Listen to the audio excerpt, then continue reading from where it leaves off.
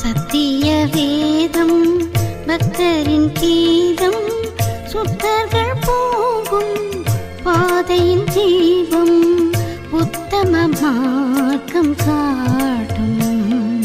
கிறிஸ்துவுக்குள் பிரியமுள்ள சகோதர சகோதரிகளை, நம்முடைய பிதாவாகிய தேவனாலும் கர்த்தராகிய இயேசு கிறிஸ்துவினாலும் கிருபையும் சமாதானம் உண்டாவதாக என்கிற அன்பின் வாழ்த்துக்களோடு, தேவனுடைய மிகுந்த கிருபையினாலே இந்த நல்ல நாளிலே நாம் ஒன்று சேர தேவனுடைய மகா பரிசுத்தமான சகல பிரஸ்தாபத்தை பார்க்கிலும் அவர் மகிமைப்படுத்தி வைத்திருக்கிற மேன்மை அருமையுமான அவருடைய வார்த்தைகளை தியானிக்கும்படியாக தேவன் கொடுத்த இந்த நல்ல வாய்ப்புக்காக அவருக்கும் அவருடைய குமாரருக்கும் மகிமை செலுத்தி கொண்டு கோத்தகிரி பகுதியில் இருக்கிற உங்கள் அன்பு சகோதர சகோதரனுடைய அன்பையும் வாழ்த்துக்களையும் உங்கள் மத்தியிலே தெரிவித்துக் கொள்கிறேன். அன்புக்குரிய சகோதர சகோதரிகளை, இன்னைக்கு நாம் பார்க்க போகிற பாடத்தின் தலைப்பு ஆவிக்குரிய வளர்ச்சிக்கான தடைகள். அப்போ வளர்ச்சி அப்படிங்கிறது பொதுவாக எல்லா உயிரினிடத்திலும் காணப்படக்கூடிய முக்கியமான ஒரு காரியம். எல்லா உயிர்களும் அது ஒரு வளர்ச்சியை நோக்கி போகணும். உயிர் இருந்தாலே அதுக்கு கண்டிப்பாக என்ன இருக்குங்க, வளர்ச்சிங்கிறது இருக்கும். உயிர் இல்லாதப்ப தான் அந்த வளர்ச்சி என்னாகும் அப்படின்னா இல்லாமல் போகிறதுக்கு அநேக வாய்ப்புகள் இருக்குது. ஒரு சில இது உயிர் போனாலும் கொஞ்சம் வளர்கிறதுக்கான வாய்ப்புகள்லாம் இருக்குது அப்படிங்கிறாங்க. நம்ம மனுஷருடைய நகங்கள்லாம் பார்த்தீங்கன்னா இறந்த பின்னாடியும் கூட வளரும் அப்படின்லாம் சொல்கிறாங்க. ஆனால் பொதுவாக ஒரு உயிரினம் அப்படின்னு எடுத்துக்கிட்டால் அது எல்லாமே என்னன்னா அதுக்குன்னு ஒரு ஆரம்பம் இருக்குது, அதுக்குன்னு ஒரு முடிவு இருக்குது. இடைப்பட்ட பகுதியில் வளர்ச்சி அப்படிங்கிறது கண்டிப்பாக இருக்கணும்.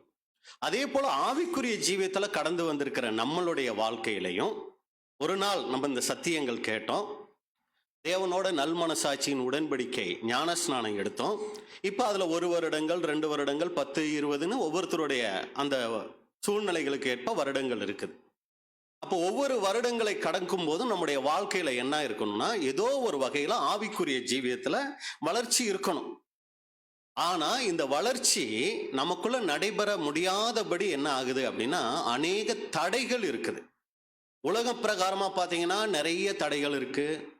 அடுத்து பாத்தீங்கன்னா மாம்ச பிரகாரமா நிறைய தடைகள் இருக்கு. அடுத்து சாத்தான் மூலமா வருகிற விழுந்து போன தூதர்கள் மூலமா வருகிற தடைகள் இருக்கு. இப்படி நிறைய தடைகள் நம்முடைய ஆவிக்குரிய ஓட்டத்தை தடை செய்கிறதுக்கு வாய்ப்புகள் இருக்கு. அதனால தான் நம்ம அந்த ஆதார வசனம் நம்ம பார்க்கிறோம்.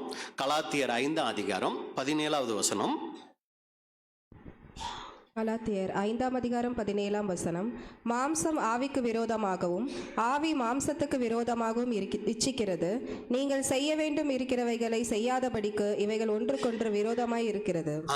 அப்ப அன்புக்குரிய சகோதர சகோதரிகளே, இந்த ஆவிக்குரிய ஜீவியம் வளர்ச்சி அடையணுங்கும் போது நம்ம பார்த்துட்டோம், உலகம் நிறைய காரியங்களை சோதனைகள் மூலமா, அது உலகம்னு நம்ம சொல்லும் போது கண்களின் இச்சைன்னு சொல்லலாம். இந்த உலகத்துல நிறைய இச்சையான காரியங்கள் என்ன ஆகுதுன்னா நம்ம ஆவிக்குரிய ஓட்டத்தை ஓட முடியாதபடி தடை செய்யுது.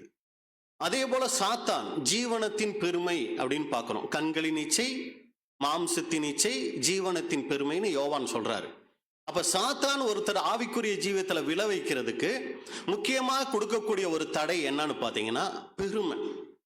எப்படி அவர் ஏற்கனவே ஒரு தேவனுடைய பிள்ளையா இருந்து இப்ப தேவனுக்கு எதிராளியா மாறுறதுக்கு காரணம் என்னவா அமைஞ்சிச்சு? பெருமை. ஃபர்ஸ்ட் தேவனுடைய பிள்ளையா இருந்தாரு, அப்புறம் அவருக்குள்ள அந்த பெருமை வந்தது தேவனுக்கே எதிராளியா மாத்திருச்சு.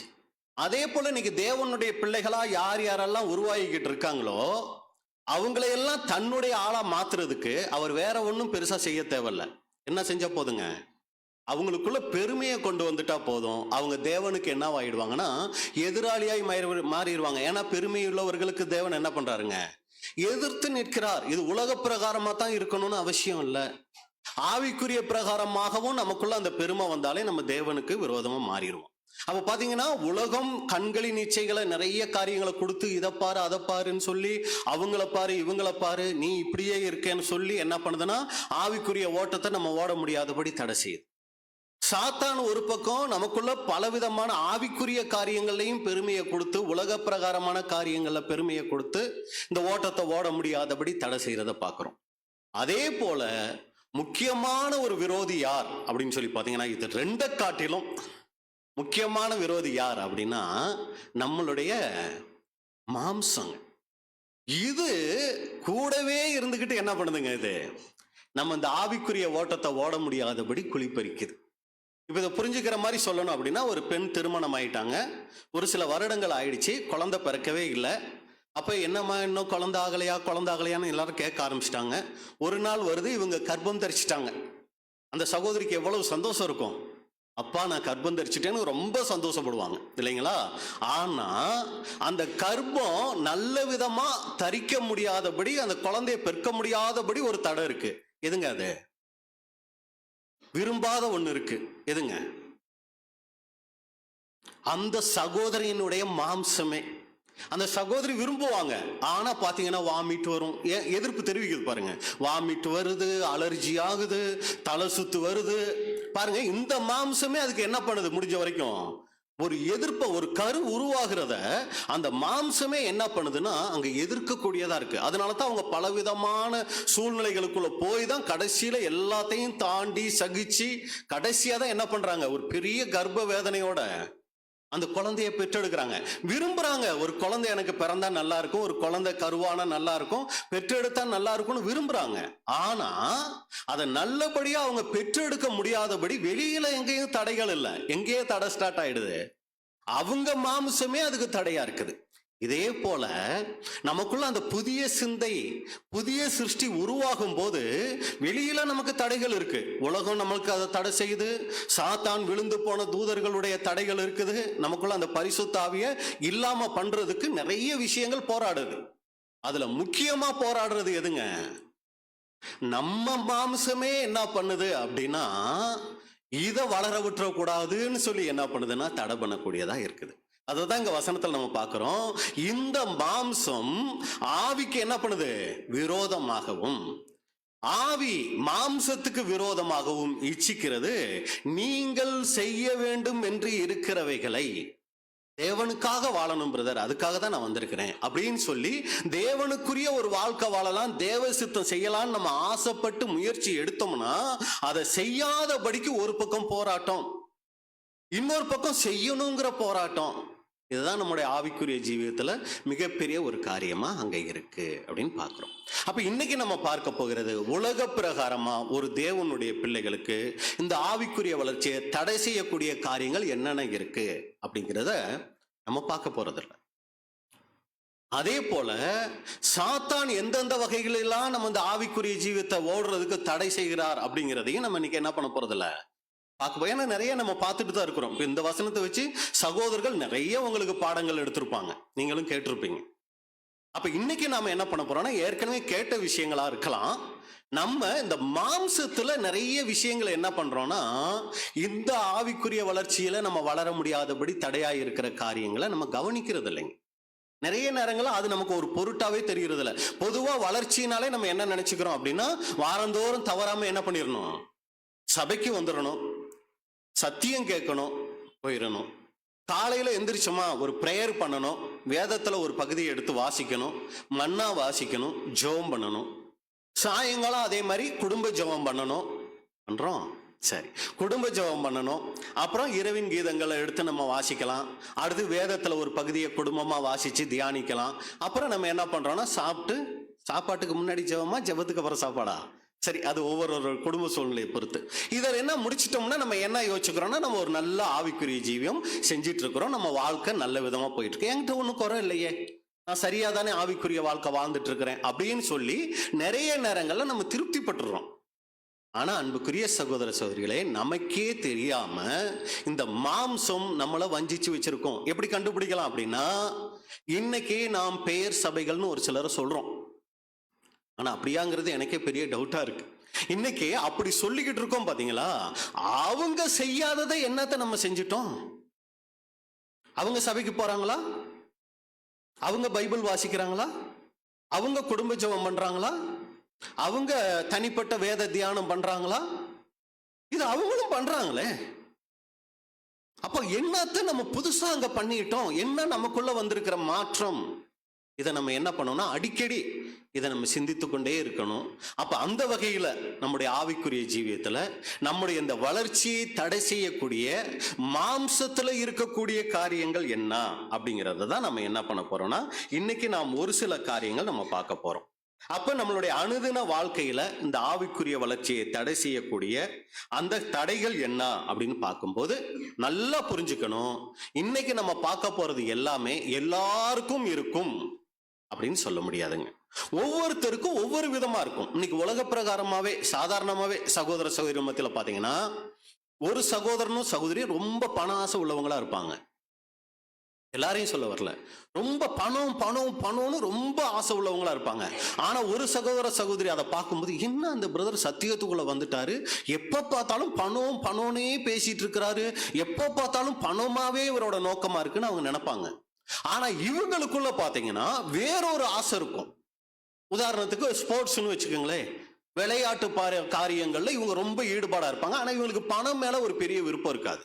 ஆனா இவங்க விளையாட்டுல ரொம்ப பிரியரா இருப்பாங்க. ஒரு சில கேமுக்காக என்ன பண்ணுவாங்கன்னா, கூடுகைகளையே சபை கூடுகைகளையே விட்டுட்டு அதுல ரொம்ப என்ன பண்ணுவாங்கன்னா இன்ட்ரெஸ்ட் காமிப்பாங்க. அவங்க பணத்துக்காக சபை கூடுகைகளை சகோதர ஐக்கியத்தை விட்டுட்டு அவங்க என்ன பண்ணிட்டு இருப்பாங்க, ஓடுவாங்க.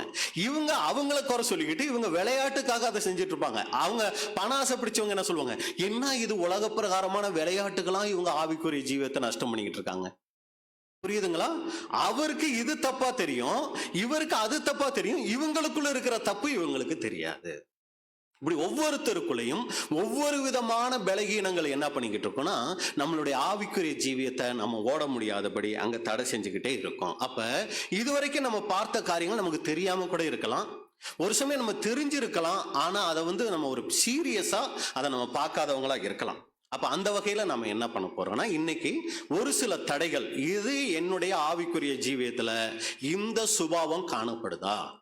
ஏன்னா நம்ம பொதுவா என்ன பார்ப்போம்னா, பொறாமப்படக்கூடாது, பெருமை இருக்கக்கூடாது, கோவப்படக்கூடாது, இப்படிதான் நம்ம பார்த்துட்டு இருப்போம். ஆனா ஒரு சில சின்ன சின்ன காரியங்கள் நமக்கு பெரிய டிஸ்டர்பன்ஸா இருக்கும். அதை நம்ம அநேக நேரங்களை நம்ம மறந்துடுவோம். அதைத்தான் இன்னைக்கு நம்ம என்ன பண்ண போறோம்னா, ஆவிக்குரிய வளர்ச்சியில இதெல்லாம் தடையா இருக்கா? நான் ஆரம்பத்தில் சொல்லிட்டேன், இது தடைங்கிறதே தெரியாம நிறைய நேரங்களை என்ன தெரியுங்களா பண்ணிட்டு இருப்போம், நம்ம இந்த ஓட்டம் ஓடிக்கிட்டு இருப்போம். அப்ப இன்னைக்கு நம்ம பார்க்க போகிற முக்கியமான காரியம் என்ன அப்படின்னு சொல்லி பார்த்தீங்கன்னா, முதல் தடை, ஒரு தேவனுடைய பிள்ளைக்குள்ள இந்த ஆவிக்குரிய ஓட்டத்தை தடை செய்கிறதற்கு அவங்களுக்குள்ள இருக்கக்கூடிய ஒரு குணம் என்னவா இருக்கும் தெரியுங்களா? எல்லாரும் என்ன விரும்பணும், எல்லாராலும் விரும்பப்பட வேண்டும் அப்படிங்கிற அந்த ஒரு தடை நமக்குள்ள இருக்கா? இதை எப்படி நம்ம புரிஞ்சுக்கலாம் அப்படின்னா, பொதுவா நம்ம எல்லாரும் என்ன நினைப்போம்னா, சபைக்கு வரோமா நம்மளை எல்லாரும் நல்ல பிரதர்னு நினைக்கணும், நல்ல சிஸ்டர்னு நினைக்கணும். எல்லாரும் நம்ம கிட்ட என்ன பண்ணணும், ஓடி பேசணும், கூட்டம் முடிஞ்ச உடனே நம்மளை பேசணும், நல்லா நம்மளை விசாரிக்கணும். இது நல்ல எண்ணங்களா கெட்ட எண்ணமா? நல்ல எண்ணம். எல்லாரும் நம்மளை விரும்பணும்னு நினைக்கிறது, எல்லாரும் நம்மளை நல்ல சகோதரன் நல்ல சகோதரின்னு நினைக்கிறது, இதெல்லாம் ரொம்ப நல்ல ஒரு எண்ணம். சரிங்களா? இது உலகத்தில் இருக்கிறவங்க எல்லாருக்கிட்டையும் இந்த எண்ணம் இருக்கு.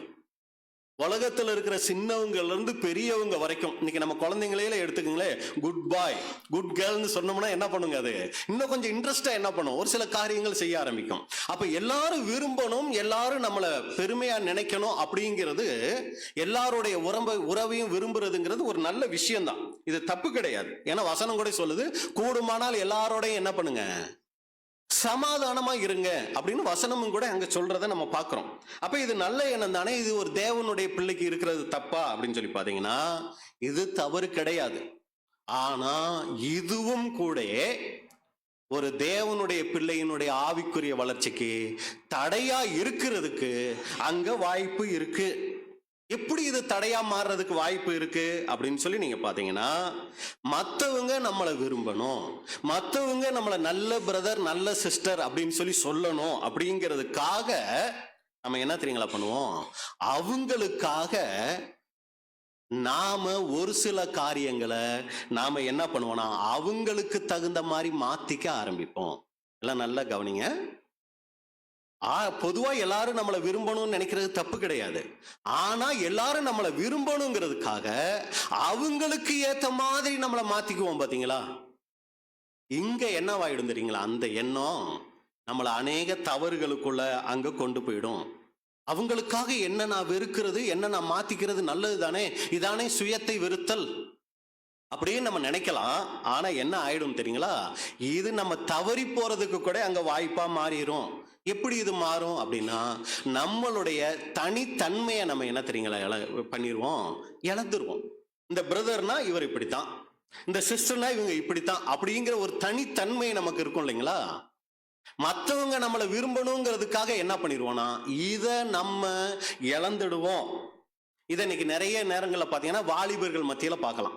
எப்படி இதை பார்க்கலாம்னா, மற்றவங்க நம்மளை விரும்பணுங்கிறதுக்காக அவங்க என்னெல்லாம் பண்ணுறாங்க, ஹேர் ஸ்டைலை பார்த்தீங்கன்னா ஒரு நடிகரை போலவோ ஒரு விளையாட்டு வீரரை போலவோ அவங்க என்ன பண்ணுறாங்க, மாற்றிக்கிறாங்க. காரணம் என்னது, அது அவங்க இல்லை, அந்த நடிகரை போல இவங்க என்ன ஆகுறாங்க, தங்களை விளையாட்டு வீரரை போல மாற்றிக்க ஆசைப்படுறாங்க. இது இவங்களுடைய ஒரிஜினல் இல்லை.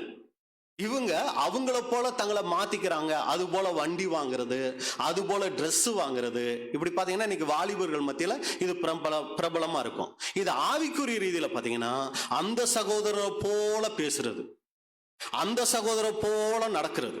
சரிங்களா? இப்படி என்ன தெரியுங்களா பண்ணிக்கிறாங்க, தங்களுடைய தனித்தன்மையை இழந்துட்டு இவங்க எல்லாரும் நம்மளை விரும்பணுங்கிறதுக்காக வேறு ஒரு வேடம் போடக்கூடியவங்களா மாறுறதுக்கு அங்க வாய்ப்பு இருக்குது.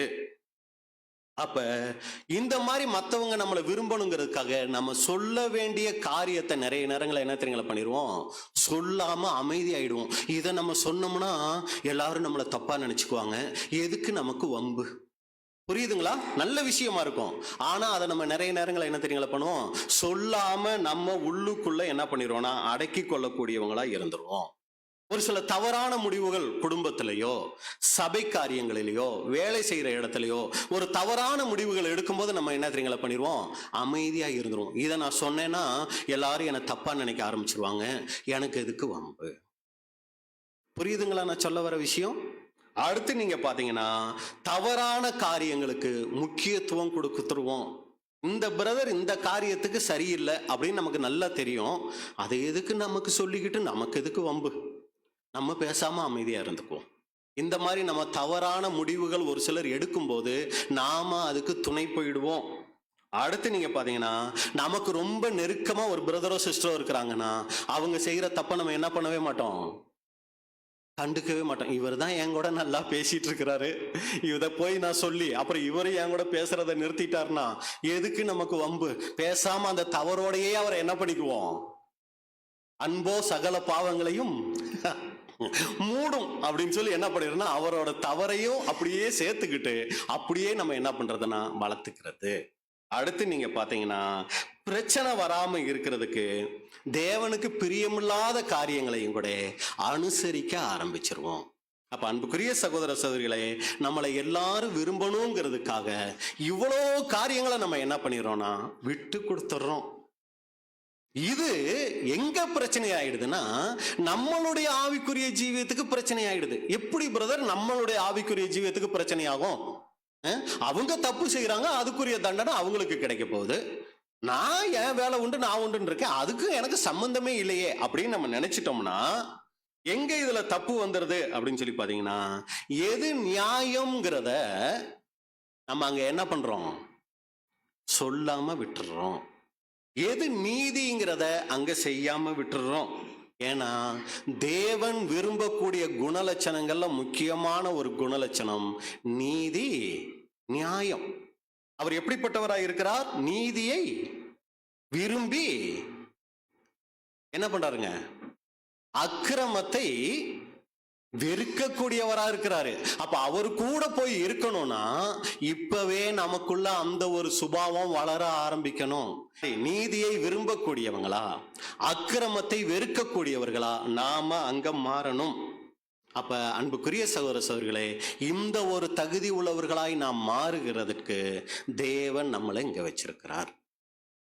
அப்ப நாமளே யோசிச்சு பார்ப்போம். நம்மளுடைய குடும்பத்துல, நம்ம வேலை செய்கிற இடத்துல, சபைகளில், நம்மளுடைய வாழ்க்கை முறை, இந்த விஷயத்துல நாம எப்படிப்பட்டவங்களா இருக்கிறோம்? நீதியான காரியங்களை செய்கிறதுக்கு சகோதரர்களை உற்சாகப்படுத்துறோமா? அக்கிரமான காரியங்கள் வரும்போது பிரதர் இது தப்பு, இதை நாம் செய்யக்கூடாது அப்படின்னு சொல்லி நாம் அதை தடுக்கக்கூடியவர்களா நாம இருக்கிறோமா? அப்ப இது நம்மளுடைய ஆவிக்குரிய ஜீவியத்தை அங்க வளர்க்குதுங்கிறத நம்ம மறந்துடக்கூடாது. வசனம் நம்ம பார்க்கலாம். 1 தீமோத்தேயு 4 அதிகாரம் 12வது வசனம். 1 தீமோத்தேயு 4ஆம் அதிகாரம் 12ஆம் வசனம். உன் நிலைமையை குறித்து ஒருவனும் உன்னை அசட்டை பண்ணாதபடிக்கு நீ வார்த்தையிலும் நடக்கையிலும் அன்பிலும் ஆவியிலும் விசுவாசத்திலும் கற்பிலும் விசுவாசிகளுக்கு மாதிரியாயிரு. பாருங்க, இந்த வசனத்தை நல்லா கவனிச்சோம்னா உலகத்துக்கு மாதிரியாயிருன்னு சொல்லல. இப்போ உலகத்துக்கு நான் ஒரு தேவனுடைய பிள்ளை, நான் ஒரு கிறிஸ்தவன் அப்படிங்கிறதுக்கு நம்ம என்ன செஞ்சா போதும்? எல்லாம் இருக்கீங்களா? இப்போ நம்ம ஒரு கிறிஸ்தவங்க, நான் ஒரு தேவனுடைய பிள்ளைன்னு பக்கத்து வீட்டில் வேற கிறிஸ்தவ அல்லாதவங்க இருக்கிறாங்க, எழுத்த வீட்டில் சுற்றிலும் இருக்கிறாங்க. இப்போ நான் ஒரு கிறிஸ்தவன்கிறத நம்ம எப்படி அவங்களுக்கு காமிச்சா போதும்? ஞாயிற்றுக்கிழமையான அப்படி பைபிளை தூக்கி அப்படி வச்சோன்னு வைங்களேன், ஓ இவங்க சர்ச்சுக்கு போறாங்க அப்படின்னு சொல்லி நம்ம என்ன ஆயிடுவோம்? அவங்களுக்கு ஒரு மாதிரியா ஆயிடுவோம். இல்ல ஒரு ஏதோ உடம்பு சரியில்லை அவங்க வீட்டுல, நான் ஒரு பிரேயர் பண்ணட்டுங்களா அப்படின்னு சொல்லி போய் ஒரு பிரேயர் பண்ணோம்னா நம்ம ஒரு தேவனுடைய பிள்ளைன்னு அவங்களுக்கு காமிச்சிடலாம். ஆனா இங்க யாருக்கு மாதிரியா காமிக்க சொல்லுது? விசுவாசிகளுக்கு, சகோதர சகோதரிகளுக்கு ஒண்ணு நீ என்ன பண்ணு, ஒரு ரோல் மாடலா காமிங்குது, ஒரு மாதிரியா காமிக்க சொல்லுங்க. சரிங்களா? அது ஒரு அந்த பிரதர் ஒரு மாதிரிங்க, அந்த சிஸ்டர் ஒரு மாதிரி, அப்படி இருக்க சொல்லி இங்க வசனம் காமிக்கலைங்க. ஒரு மாதிரினா ஒரு ரோல் மாடல், ஒரு முன்மாதிரி. ஐயோ இந்த பிரதரை பார்த்தா இப்படி இருக்கணும், இந்த சிஸ்டரை பார்த்தா நான் இப்படி இருக்கணும் அப்படின்னு நினைக்கக்கூடிய அளவுக்கு ஒரு ரோல் மாடலா நீ இரு அப்படின்னு இங்க சொல்ல வர்றாரு. இங்க வசனம் நீங்க பாத்தீங்கன்னா விசுவாசிகளுக்கு மாதிரியாயிரு இருக்கு. இன்னொரு மொழிபெயர்ப்புல நீங்க பாத்தீங்கன்னா விசுவாசிகளின் மாதிரியாயிரு. விசுவாசிகள் மத்தியில் இன்னைக்கு சபையில இந்த பிரதர் இந்த சிஸ்டர்னா இவங்க இப்படி அப்படின்னு சொல்லி மற்றவங்களுக்கு நம்மள ஒரு ரோல் மாடலா காமிக்கக்கூடிய வகையில நம்மளுடைய வாழ்க்கை இருக்கணும்னா, சரிங்களா? அப்ப இதுல என்ன காமிக்கிறது? எல்லாரும் தான் பைபிள் எடுத்துட்டு வராங்க. அப்ப இதுல எப்படி நம்ம வித்தியாசத்தை காமிக்க முடியும்? எல்லாரும் ஜபிக்க கூடியவங்க தான், எப்படி வித்தியாசத்தை காமிக்க முடியும்? அப்ப யோசிக்கணும். நம்மளுடைய தனித்தன்மை மற்றவங்க மத்தியில, நான் ஒரு தேவனுடைய பிள்ளைன்னு சகோதர சகோதரிகள் மத்தியில நம்ம விசேஷமாய் நம்மளை குறித்து சொல்லக்கூடிய அளவுக்கு நம்மிடத்துல என்ன காரியம் இருக்கு? நம்மளே சிந்திச்சு பார்க்கணும். அப்ப எது குறையா இருக்குதோ அதை நம்ம என்ன பண்ணிக்கணுங்க, அங்க சரி செய்து கொள்ளக்கூடியவங்களா நாம இருக்கணும். அதை விட்டுட்டு நாம என்ன பண்ணிடுறோம்னா, எதுக்குங்க எனக்கு வம்பு, நானும் 10ஓட 11 இருந்துட்டு போயிடுறேன் அப்படின்னு சொல்லி ஒரு முடிவுக்கு நம்ம வரும்போது அங்க நம்மளுடைய ஆவிக்குரிய வளர்ச்சியை நம்ம என்ன பண்ணிடுறோம்னா அங்க இழந்துடுறோம். தவறானவர்களோடு இணைந்து செல்ல நம்ம என்ன ஆயிரோம்னா அங்க பழகி கொள்கிறோம். அன்புக்குரிய சகோதர சகோதரிகளே, அப்படின்னா நான் என்ன பிரதர் செய்யணும்? எப்படி நான் கண்டுபிடிக்கிறது நான் சரியாதான் போய் கொண்டிருக்கிறேன், இல்ல நான் இப்போ ஒரு தவறான வழியில போய்கிட்டு இருக்கேங்கிறது எப்படி கண்டுபிடிக்கிறது அப்படின்னா, அதுக்கு தான் தேவன் நமக்கு கொடுத்திருக்கிறார் ஒரு முக்கியமான ஒரு அடையாளம், நம்மளுடைய மனசாட்சி. இது தேவனை விட்டு விலகி போறோம், இல்ல தேவனுக்கு பிரியமில்லாத காரியங்கள் நம்ம செய்யறோம், தேவனுக்கு பிரியமில்லாத காரியங்களுக்கு நம்ம ஒத்துக்கிறோம் அப்படிங்கிறது வந்துச்சுன்னு வைங்களே, மனசாட்சிக்குள்ள என்ன தெரியுங்களா வந்துடும்? அங்க ஒரு குற்ற உணர்வு வந்துடும், ஒரு துக்கம் வந்துடும். தேவனுக்கு பிரியமா நம்ம செஞ்சோம்னா உள்ளுக்குள்ள மனசு சந்தோஷப்படும், அப்பா தேவனை சந்தோஷப்படுத்திட்டோம், தேவனை மகிமைப்படுத்திட்டோம் அப்படின்னு ஒரு சந்தோஷம் வரும். இல்ல அப்படின்னா ஐயோ தேவன் இந்த விஷயத்துல துக்கப்படுத்திட்டனே, அந்த ஒரு கவலை, அந்த ஒரு வருத்தம் நமக்குள்ள அங்க வரும். வந்திருக்குங்களா? அந்த மாதிரி வந்துடுந்தா நம்ம ஒரு சரியான வழியில இருந்துட்டு இருக்கோம்னு அர்த்தம். அதெல்லாம் எதுவுமே இல்லையே, இதுவரைக்கும் வந்ததே இல்லையே அப்படின்னோம்னா நம்ம இன்னும் கர்ப்பம் தரிக்கலன்னு அர்த்தம். அதாவது புது சிந்தை நமக்குள்ள என்னவாகல, உருவாகவே இல்லை, நம்ம பரிசுத்தாவியை பெறவே இல்லைன்னு அர்த்தங்க. நம்ம பரிசுத்தாவியை பெற்றிருக்கிறோம் அப்படிங்கிறதுக்கு சரியான அடையாளம் என்ன அப்படின்னா, தவறுகள் தேவனுக்கு பிரியமில்லாத காரியங்கள் நம்ம செய்யும் போது நமக்குள்ள அந்த வருத்தம் வரும், துக்கம் வந்துடும், கவலை வந்துடும், நம்மளால நிம்மதியாவே இருக்க முடியாது. இல்ல பிரதர், ஒரு 2 வருஷத்துக்கு முன்னாடி அப்படியெல்லாம் இருந்துச்சு, ஆனா இப்ப கொஞ்சம் பழகிருச்சு, அப்படியெல்லாம் எதுவுமே வர மாட்டேங்குது அப்படின்னோம்னா நம்ம பரிசுத்தாவியை இழந்துட்டோம்னு அர்த்தம். அதான் வசனம் சொல்லுது, உன் கிரீடத்தை நீ இழந்து போகாதபடிக்கு, ஒருவனும் உன் கிரீடத்தை பற்றி கொள்ளாதபடிக்கு என்ன பண்ணு, எச்சரிக்கையாயிரு, ஜாக்கிரதையாயிருன்னு ஏன் சொல்லுதுன்னா, அதுதான் நமக்கு கொடுக்கப்பட்டிருக்கிற வெகுமதி, அந்த பரிசுத்த ஆவி. அதை அவித்து போட்டுறக்கூடாது, அணைச்சு போட்டுறக்கூடாது, அதை காப்பாத்திக்கணுங்க. 2 வருஷத்துக்கு முன்னாடி அப்படியெல்லாம் இருந்துச்சு, நான் சத்தியம் கேட்டு உள்ள வரும்போது அப்படியே கொழுந்து விட்டு எரிஞ்சிச்சு, இப்போ அதெல்லாம் இல்லாம போயிடுச்சு அப்படின்னோம்னா மறுபடியும் தேவ சமூகத்தில் அழுது கேட்டோம்னா ஒரு சமயம் கிடைக்கும். அப்ப நம்மளை நாமளே சிந்திச்சு பார்த்து கொள்ளணும். அந்த குற்ற உணர்வுங்கிற ஆசீர்வாதம் நம்ம கிட்ட இருக்குதா? சின்ன சின்ன தப்புகள், திடீர்னு வாய் விட்டு ஒரு பொய்ய பேசிட்டேன், அந்த நேரம் ஒண்ணுமே தெரியல, ஆனா 1 hour 2 hour கழிச்சு மனசுக்குள்ள அப்படியே ஒரு துக்கம் வருது. இப்படி ஒரு பொய்ய பேசிட்டு இவ்வளவு ஜாலியா இருந்துட்டு இருக்கிற, தைரியமா வந்து ஜெபம் வந்துட்ட உணர்த்தணும். அப்ப நம்மள அது துக்கப்படுத்தும். உடனே அடுத்த தடவை நம்ம அந்த மாதிரி இல்லாம இருக்கிறதுக்கு நம்ம எச்சரிக்கையா ஆயிடுவோம். ஒரு தவறான வார்த்தைகளை பேசிடுவோம். அந்த உணர்வு நமக்குள்ள அங்க வந்துடும், குத்தும். இப்படி நீ பேசிட்டியே, இப்படி நீ பேசிட்டியேன்னு அந்த மனசு அடியடியா அடிச்சுக்கும் அப்படியே. இதெல்லாம் நமக்குள்ள இருந்தா தான் அன்புக்குரிய சகோதர சகோதரிகளே, நம்ம ஒரு ஓட்டத்துல இருக்கிறோம், நம்ம ஒரு வளர்ச்சியை நோக்கி போக முடியும். அப்ப நம்ம தவறுக்குள்ள இருக்கிறோம் அப்படிங்கிறதுக்கு சரியான ஆதாரம் என்னன்னா, அந்த ஒரு குற்ற மனசாட்சி நம்மளை குற்றப்படுத்தும், அந்த தவறுகளை சுட்டி காமிக்கும். திருத்தணும்னா அது அப்படியே இருக்கும், திருத்தாம விட்டோம்னா கொஞ்ச நேரத்துல அந்த கூர் மழுங்கி மழுங்கி என்ன தெரியுங்களா ஆயிடும், அப்படியே இதாயிடும். அதுக்குதான் நம்ம நல்ல உதாரணம் சொல்லுவோம். எப்பவுமே இந்த பாத யாத்திரை போவாங்க தெரியுங்களா, 10 கிலோமீட்டர் 50 கிலோமீட்டர் 60 கிலோமீட்டர் பாத யாத்திரை போவாங்க வெறுங்காலில். இவங்களுக்கு இந்த கூரான முள்ளு கல்லெல்லாம் இருந்துச்சுன்னு வைங்களேன், அது என்னவா ஆகாது, ஒண்ணுமே பண்ணாது. அது பாதத்துல எந்த உணர்வையுமே கொடுக்காது. ஏன்னா கால் எப்படி இருக்கும், நம்ம ஷூ போட்டுட்டு செருப்பு போட்டு நடக்கிறோம் பாருங்க, அந்த மாதிரி இருக்கும். அவங்க காலினுடைய அடிபாகம் நல்லா மறுத்து போயிருக்கும். எதுவுமே அந்த காலுக்குள்ள என்னவாகாது, ஒண்ணுமே செய்யாதுங்க. ஆனா ஒரு குழந்தைய அந்த வழியில நடக்க வச்சு பாருங்க, சாதாரண சூடா இருக்கிற இடத்துலயே நம்ம காலை என்ன பண்ண முடியறதுல, கீழே வைக்க முடியும். ஒரு சிலர் பாத்தீங்கன்னா எவ்வளவு சூடா இருந்தாலும் அப்படியே சாதாரணமா நின்றுட்டு இருப்பாங்க. ஏன், அதை தாங்கக்கூடிய சக்தி அந்த காலுக்கு வந்துருச்சு, மறுத்து போச்சு. ஒருபோதும் நம்மளுடைய மனசாட்சி இப்படி ஆயிடக்கூடாது. சின்ன சின்ன தவறுகள் வரும்போது அந்த குற்ற உணர்வு நமக்குள்ள வந்துகிட்டே இருக்கணுங்க. இதுதான் அன்புக்குரிய சகோதர சகோதரிகளே, நமக்கு தேவன் கொடுத்திருக்கிற மிகப்பெரிய ஆசீர்வாதம். அப்ப எப்பெல்லாம் தேவனுடைய நீதியான கொள்கைகளுக்கு, நியாயமான கொள்கைகளுக்கு நம்ம விரோதமா செயல்படுகிறோமோ, உடனே நம்மளுடைய மனசாட்சி நம்மளை குற்றப்படுத்தும். எத்தனை பேர் அதுக்கு ஆப்போசிட் அண்ணனாலும் தைரியமா நம்மளால நிக்க முடியும். இது தாங்க, நான் இப்படி தாங்க நிற்பேன், அதனால எது என்னை விட்டு போனாலும் எனக்கு கவலை கிடையாது, தைரியமா நிற்போம். ஆனா ஒரு சிலர் மனுஷர் மகிமையை விரும்பி என்ன தெரியுங்களா பண்ணிடுவோம், தேவனை அங்க அலட்சியம் பண்ணி, தேவ உணர்வு அலட்சியம் பண்ணிட்டு மனுஷங்களுக்கு நம்ம முக்கியத்துவம் கொடுத்துருவோம். இது நம்மளுடைய ஆவிக்குரிய வளர்ச்சியை தடை செஞ்சிடும். ஜெபம் பண்ணலாம், சபைக்கு வந்து போயிட்டு இருக்கலாம், ஆனா இது நம்மளுடைய ஆவிக்குரிய ஜீவியத்துல ஒரு வளர்ச்சியையும் கொண்டு வராது. ரொம்ப ஜாக்கிரதையா இருக்கணுங்க. ஒரு சாதாரண வாழ்க்கை வாழ்ந்துகிட்டு நான் சபை வாய்ப்புக்கு போயிருவேன் அப்படின்னு நம்மளை நினைச்சோம்னா நம்மளை நாமளே அங்கே ஏமாத்திக்கிறோம். அப்ப அன்புக்குரிய சகோதர சகோதரிகளே, இன்னைக்கு நிறைய பேர் செய்கிற காரியம் என்னன்னா, மனித உறவுக்காக தேவ உறவை இழக்கிறதுக்கு ரொம்ப சாதாரணமா ரொம்ப எளிமையா தயாரா இருக்கிறாங்க. உங்களுக்கு மனுஷ உறவு முக்கியமா தேவ உறவு முக்கியமானா என்ன முடிவு எடுத்துடுறாங்க,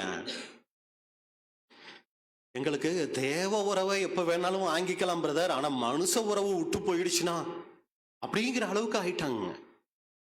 பாருங்க, ஆபிரகாமுக்கு அந்த வந்துச்சு, மகனா நானா, அப்பா எனக்கு எத்தனை வருஷம் கழிச்சு கிடைச்சாலும் மகன் முக்கியம் இல்ல, நீங்க தான் முக்கியம். ஆதாமுக்கு வந்துச்சு, ஏவாளா நானா, என்ன முடிவு எடுத்துட்டாரு, உங்க நீங்க எங்கேயோ இருங்க, எனக்கு ஏவாள் தான் முக்கியம். பாத்தீங்களா வித்தியாசம், பாத்தீங்களா? அப்ப இன்னைக்கு அதே தான் நமக்குங்க, அதே சோதனைகள் தான் நமக்கு ஒவ்வொரு வேற வேற விஷயத்துல வந்துட்டு இருக்கோம். நான் வேணுமா, உனக்கு அந்த உறவு வேணுமான்னு வரும்போது நம்ம எந்த உறவுக்கு இன்னைக்கு முக்கியத்துவம் கொடுத்துடுறோம், எந்த உறவு நம்ம தேவனோட ஐக்கியப்படுறதுக்கு தடை செய்யக்கூடியதா இருக்குது. அன்புக்குரிய சகோதர சகோதரிகளே, நம்மளை நாமளே அங்க சிந்திச்சு பார்க்கக்கூடியவங்களா இருக்கணும்.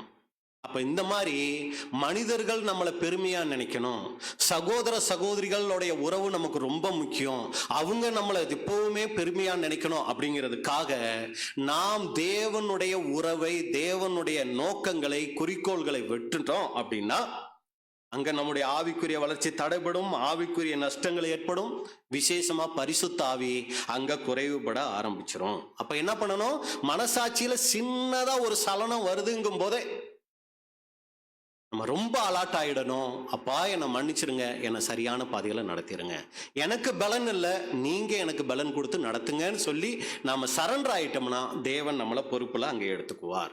அதை விட்டுட்டு ஊரோடு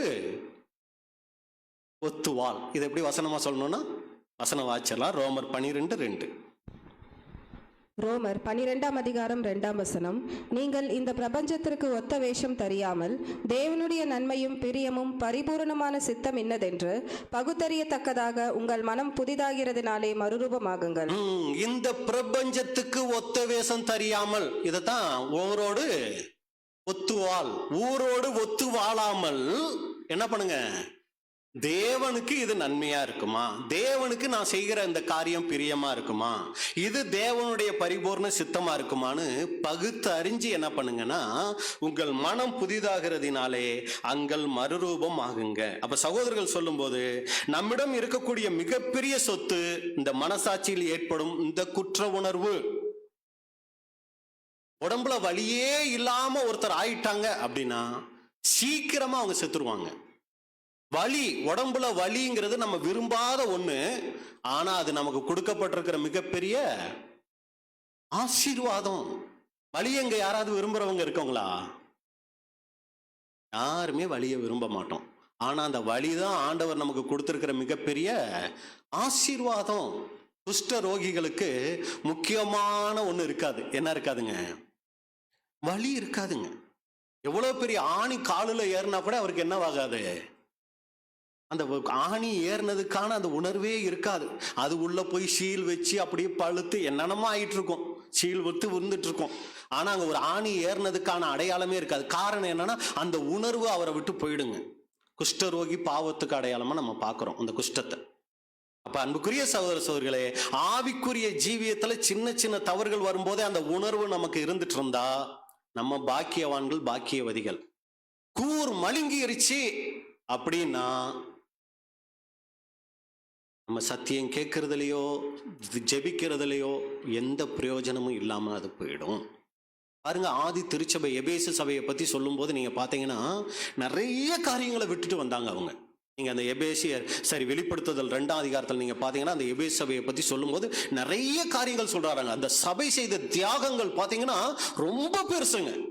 அப்படியெல்லாம் தியாகம் பண்ணி உள்ள வந்த அந்த சபை ஆதியில் கொண்டிருந்த அன்பை விட்டாய் என்று உன் பேரில் எனக்கு முடிஞ்சு போச்சு. அவ்வளவு தியாகம் பண்ணி உள்ள வந்துச்சு. ஆனா பாத்தீங்கன்னா போக போக போக போக தேவன் மேல இருந்த அன்பு அந்த சபையை விட்டு போயிடுச்சு. மனுஷர்களை மகிமைப்படுத்தக்கூடிய நிலைமைக்கு அந்த சபை போயிடுச்சு.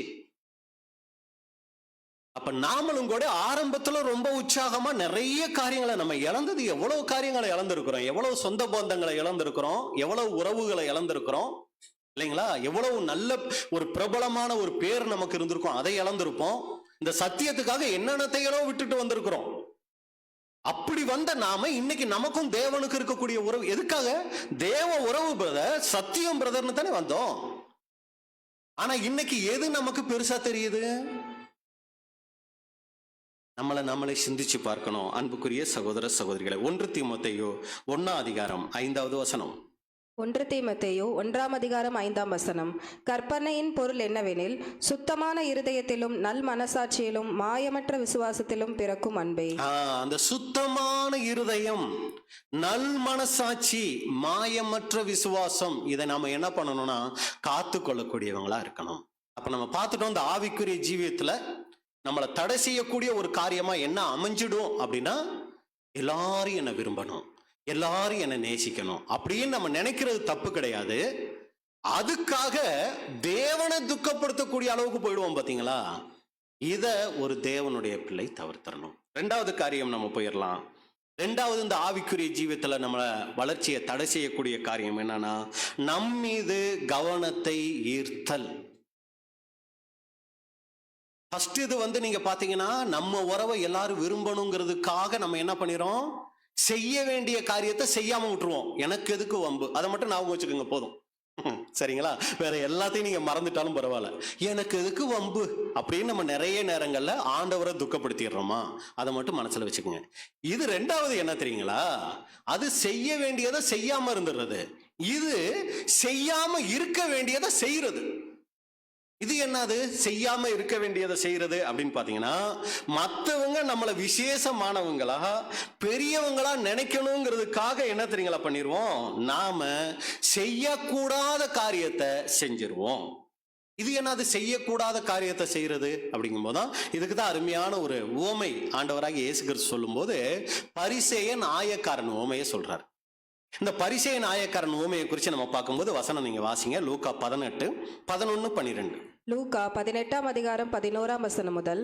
பரிசேயன் என்று தேவனே, நான் பரிகாரர், அநியாயக்காரர், விபச்சாரக்காரர் ஆகிய மற்ற மனுஷரைப் போலவும் இந்த ஆயக்காரனைப் போலவும் இராததனால் உம்மை ஸ்தோத்தரிக்கிறேன். வாரத்தில் 2 தரம் உபவாசிக்கிறேன், என் சம்பாத்தியமெல்லாம் தசமபாகம் செலுத்துகிறேன் என்று தனக்குள்ளே ஜெபம் பண்ணினான். இதுதான் செய்யக்கூடாததை செய்யறது. என்ன, இவர் செஞ்சதுல ஏதாவது தப்பு இருக்கா அப்படின்னு பாத்தீங்கன்னா எதுவுமே தப்பு இல்லை. நியாயப்பிரமாணத்தின்படி இவர் செஞ்சது எல்லாமே நல்லதுதான். ஆனா இவருக்குள்ள அது என்னத்தை கொண்டு வந்துடுச்சு, பெருமையை கொண்டு வந்துருச்சு. மற்றவங்களை அற்பமாவும் தன்னை உயர்வாகவும் பார்க்க ஆரம்பிச்சிருச்சு. நல்லா பாருங்க, இந்த உவமையில இயேசு கிறிஸ்து ஒரு காரியம் சொன்னார்னா ஒவ்வொரு தடவை தியானிக்கும் போதும் ஒவ்வொரு விஷயம் அதுல இருக்கும். அதான் இது ஜீவனுள்ள புஸ்தகம் அப்படிங்கிறதுக்கு காரணம் என்னன்னா, நேத்து இந்த வசனத்தை பார்த்த மாதிரியே இன்னைக்கு இந்த வசனத்தை பார்க்க முடியாது, நாளைக்கு இந்த வசனத்தை அதே மாதிரி பார்க்க முடியாது. ஒவ்வொரு தடவையும் ஒவ்வொரு விதமான காரியங்களை இது சொல்லிக் கொடுக்கும். இதுல நீங்க விசேஷமா நீங்க பாத்தீங்கன்னா, மனுஷ சுபாவம் நீங்க பாத்தீங்கன்னா ரொம்ப பெருமை பிடிச்சவங்களா இருப்பாங்க. இந்த உலகத்துல நீங்க பாத்தீங்கன்னா ரொம்ப பெருமை பிடிச்சவங்களா இருப்பாங்க. ஆனா அவங்களுடைய தெய்வத்துக்கிட்ட போகும்போது எப்படி போவாங்க, தோல்ல துண்டு போட்டுக்கிட்டு இப்படி போய் இது பண்ணுவாங்கன்னு பாக்குறீங்களா? அந்த துண்டு எடுத்து எங்க கட்டிடுவாங்க, பயங்கர பெருமை பிடிச்சவங்களா இருப்பாங்க. ஆனா என்ன பண்ணிடுவாங்கன்னா, தோல் எடுத்து இதுல கட்டிட்டு அவ்வளவு தாழ்மை உள்ளவங்களா என்ன பண்ணிடுவாங்க, தங்களை அங்க அர்ப்பணிப்பாங்க. கிறிஸ்தவங்களையும் நீங்க பாத்தீங்கன்னா ரொம்ப பெருமையா இருப்பாங்க. ஆனா ஒரு ஜெபம் அப்படின்னு கொடுத்தோம்னா எப்படி ஜெபிப்பாங்க, ஆண்டவரே பாவிகளில் பிரதான பாவி, குப்பைகளையும் கூட்டி எடுத்த குப்பை, இப்படி எல்லாம் என்ன பண்ணுவாங்கன்னா ரொம்ப தாழ்த்தி ஜெயிப்பாங்க. ஆனா பேச்சு நீங்க பாத்தீங்கன்னா ரொம்ப பெருமையா இருக்கும். ஆனா ஆண்டவர்கிட்ட ஜெபங்கும் போது என்ன பண்ணிடுவாங்க, ரொம்ப தாழ்த்தி ஜெயிப்பாங்க. ஆனா இவரை பாருங்க, இந்த பரிசேயனை ஆண்டவர்கிட்டே எப்படி ஜெபிக்கிறாரு. புரியுதுங்களா நான் சொல்ல வர விஷயம்? ஜெபங்கும் போது பொதுவா எல்லாரும் என்ன பண்ணிடுவாங்க, எவ்வளவு பெருமை பிடிச்சாலும் ஜெபங்கும் போது தங்களை கொஞ்சம் தாழ்த்தி, ஆண்டவரே என்னுடைய பாவங்களை மன்னிங்க ஆண்டவரே, நான் ஒண்ணுமில்ல ஆண்டவரே, தூசி ஆண்டவரே அப்படின்னாலும் கொஞ்சம் இறங்கி ஜெயிப்பாங்க. ஆனா இவர் ஜெபத்துல கூட என்ன பண்ணல, கொஞ்சம் கூட இறங்காம இவர் ஜெபிக்கிறார் அப்படின்னா இது ஒரு உவமை தான். ஆனா இயேசு கிறிஸ்து இந்த மாதிரியெல்லாம் ஆளுங்க இருப்பாங்கப்பா அப்படின்னு சொல்றதுக்கு தான் நமக்கு அடையாளமா இதை வச்சிருக்கிறாரு. அப்ப பாருங்க, இவர் ஜெபத்துல கூட இவ்வளவு பெருமையா ஜெபிக்கிறார் அப்படின்னா உண்மையிலேயே அவர் எவ்வளவு பெருமை பிடிச்ச ஆளா இருக்கணும். இது மாதிரி இன்னைக்கு சபைகளுக்குள்ள சகோதரர்கள் சகோதரிகள் இருந்துருவாங்க. வெளியில ஒண்ணு பேசுவாங்க, ஆனா உள்ளுக்குள்ள பாத்தீங்கன்னா ஒண்ணுமே அங்க இருக்காது. உள்ள ஒண்ணுமே இருக்காது, ஆனா வெளியில எப்படி இருக்கும்னா மற்றவங்களை கவர்ற மாதிரி ஒரு வேஷம் போடுவாங்க. இப்படி நாம இருந்துடக்கூடாது. இது நம்மளுடைய ஆவிக்குரிய ஜீவியத்தை வளர்ச்சியை தடை பண்ணிரும். எப்படி அப்படின்னா, நம்மளுடைய உண்மையான வாழ்க்கை அப்படி இருக்காது. ஆனா நம்ம என்ன பண்ணுவோம்னா, ஒரு செய்தி கொடுக்கக்கூடிய ஒரு வாய்ப்பு கிடைக்குதுன்னா நம்ம வாழ்க்கையில செய்யாத காரியத்தை எல்லாம் என்ன பண்ணுவோம், செய்யணும்னு சொல்லி பேச ஆரம்பிப்போம். எனக்கு தெரியும் ஒரு சகோதரர், சபைக்கு சீக்கிரமாவே வரமாட்டாரு, ஆனா செய்தி கொடுக்கும், எல்லாரும் சரியா வரணும், டைமுக்கு வரணும் அப்படின்னு சொல்லி சப்ஜெக்ட் கொடுப்பாரு. அவர் வாழ்க்கையில் அது இருக்காது. ஆனா என்ன பண்றது, செய்தின்னு வரும்போது அதுல அவ்வளோ ஒரு ஸ்ட்ரிக்டா காமிக்கிறது. அப்ப நான் என்ன சொல்றேன், இது எதுக்கு, நம்ம வாழ்க்கையில் அதை செய்யல அப்படிங்கும் போது நம்ம என்ன பண்ணக்கூடாது. அது உலகத்திலே சொல்லுவாங்க, யாரோ புத்தரோ யாரோ ஒருத்தட்ட போயிட்டு ஒரு அம்மா அவங்க குழந்தைய தூக்கி கூட்டிக்கிட்டு போயிட்டு என்ன சொன்னிச்சான், இவன் ரொம்ப இனிப்பு சாப்பிட்றான், இவனை இனிப்பு சாப்பிட வேணான்னு கொஞ்சம் கண்டிச்சிருங்க அப்படின்னு சொல்லி சொல்லும்போது அவர் என்ன சொன்னாராம், ஒரு வாரம் கழிச்சு வாங்க அப்படின்னு. ஒரு வாரம் கழிச்சு அந்த குழந்தைய கூட்டிட்டு வந்து இனி இனிப்பு சாப்பிடாதப்பா அப்படின்னு சொல்லி என்ன பண்ணிட்டாராம், சொல்லி அனுப்பிச்சு வச்சுட்டாராம். அதுக்கு அந்த அம்மா கேட்டுச்சான், இது எதுக்கு ஒரு வாரம், அன்னைக்கே சொல்லியிருக்கலாம்ல, நீங்க என்னமோ வேற ஏதோ மந்திரம் பண்ணுவீங்க, ஏதோ ஒன்று பண்ணுவீங்கன்னு நான் நினைச்சா, இனிப்பு சாப்பிடாதன்னு சொல்றதுக்கு ஒரு வாரமாண்ணா. இல்ல அது வரைக்கும் நானும் இனிப்பு தான் என்ன பண்ணிக்கிட்டு இருந்தேன், சாப்பிட்டுக்கிட்டு இருந்தேன். ஆனா இப்ப நீ இனிப்பு சாப்பிடாதன்னு அவனுக்கு சொல்லணும்னா நான் என்ன பண்ணணும், அதை செய்யாம இருக்கணும்ல. அப்ப இந்த ஒரு வாரத்துல நான் என்ன பண்ணிட்டேன், நான் அதை சரி பண்ணிக்கிட்டேன். இப்ப நான் அவனுக்கு என்ன பண்றேன், அதை சொல்றதுக்கு நான் என்னவாயிட்டேன், தகுதி ஆயிட்டேன். அதனால அதை சொன்னேன். உலகத்திலேயே அந்த மாதிரி ஒரு சில காரியங்கள் உண்மையா நடந்த சம்பவங்களா சொல்றாங்க. நீங்க பாத்தீங்களான்னா நான் அவ்வளவு வயசான ஆள் இல்லை, அதனால நான் பார்க்கல. அப்ப அன்புக்குரிய சகோதரி, எதுக்கு இதை சொல்ல வரோம் அப்படின்னா, மற்றவங்களை கவரணுங்கிறதுக்காக நம்மளுடைய வாழ்க்கையில இல்லாத ஒண்ண நம்ம பேசணும்னு வைங்களேன், இது நம்மளுடைய ஆவிக்குரிய ஜீவியத்துக்கு தடையை கொண்டு வந்துடும். ரொம்ப ஜாக்கிரதையா இருக்கணும். ஏன்னா சகோதர சகோதரிகள் நம்மளை நல்ல பிரசங்கம் பண்றோம், நல்ல தேவனுடைய வார்த்தையை போதிக்கிறோம் அப்படின்னு சொல்லி அவங்க விரும்பணுங்கிறதுக்காக நாம பேசுகிற விஷயத்துல நம்ம வாழ்க்கையில கடைபிடிக்காத ஒன்ன இன்னொருத்தரை கடைபிடிக்க சொல்லி நம்ம வற்புறுத்திடக்கூடாது.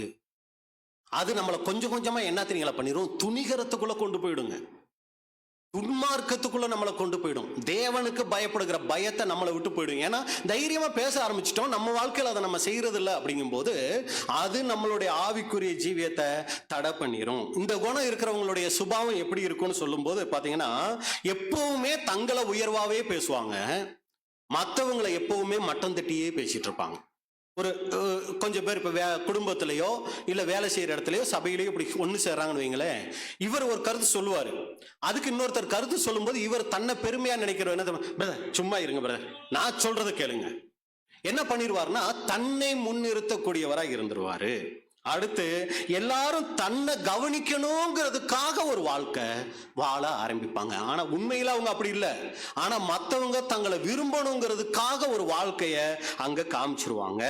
அடுத்து மற்றவங்களுக்கு முன்னாடி தங்களை விசேஷமானவங்களா முக்கியமானவங்களா காமிக்கணுங்கிறதுக்காக ஒரு சில பொய்யான காரியங்களை வாழ்க்கையில ஆனா உண்மையில அவங்க குடும்பத்தாருக்கு தெரியும், பிரதர் இப்படி இல்லை, சிஸ்டர் இப்படி இல்லைன்னு நல்லாவே தெரியும். ஆனா மற்றவங்க முன்னாடி அப்படி ஒரு நடிப்பு தன்மையை அவங்க காமிச்சிருவாங்க. அன்புக்குரிய சகோதர சகோதரிகளே, இது தேவன் அருவருக்கிற ரொம்ப முக்கியமான ஒரு காரியமா இது இருக்குது. அதுதான் அன்னைக்கு வேதத்தையே தலைமையில கட்டி வச்சுக்கிட்டு, நியாயப்பிரமாணத்தை தலைமையிலேயே கட்டி வச்சுக்கிட்டு தெரிஞ்சாங்களாம் பரிசேயர் சதுசேயர் வேத பாரகர்லாம். அவங்கள பார்த்த உடனே இயேசு கிறிஸ்து சொன்ன வார்த்தை என்ன தெரியுங்களா, மாய்மாலக்காரர். ஏன் அப்படி? நீங்க வெளியில ஒரு வேஷம் காமிக்கிறீங்க, ஆனா உள்ள நீங்க அப்படி இல்ல. நம்மள ஒருபோதும் தேவன் அப்படி நினைச்சிடக்கூடாது. பாருங்க அவங்களுடைய தர்மம் எப்படி இருந்துச்சு. மத்தேயு 6:1. மத்தேயு 6:1. மனுஷர் காண வேண்டும் என்று அவர்களுக்கு முன்பாக உங்கள் தர்மத்தை செய்யாதபடிக்கு எச்சரிக்கையாயிருங்கள். செய்தால் பரலோகத்தில் இருக்கிற உங்கள் பிதாவினிடத்தில் உங்களுக்கு பலன் இல்லை. பாருங்க, மனுஷர் காணணுங்கிறதுக்காக என்ன பண்ணிருக்காங்க அப்படின்னா, அவங்க ஒரு வாழ்க்கை முறையை காமிச்சிருக்காங்க. ஆனா உண்மையில அவங்க அப்படி இல்லை. அவங்க ஜெபம் எப்படி இருந்துச்சு? மத்தேயு 6:5. மத்தேயு 6:5. அன்றியும் நீ ஜெபம் பண்ணும்போது மாயக்காரரை போல் இருக்க வேண்டாம்.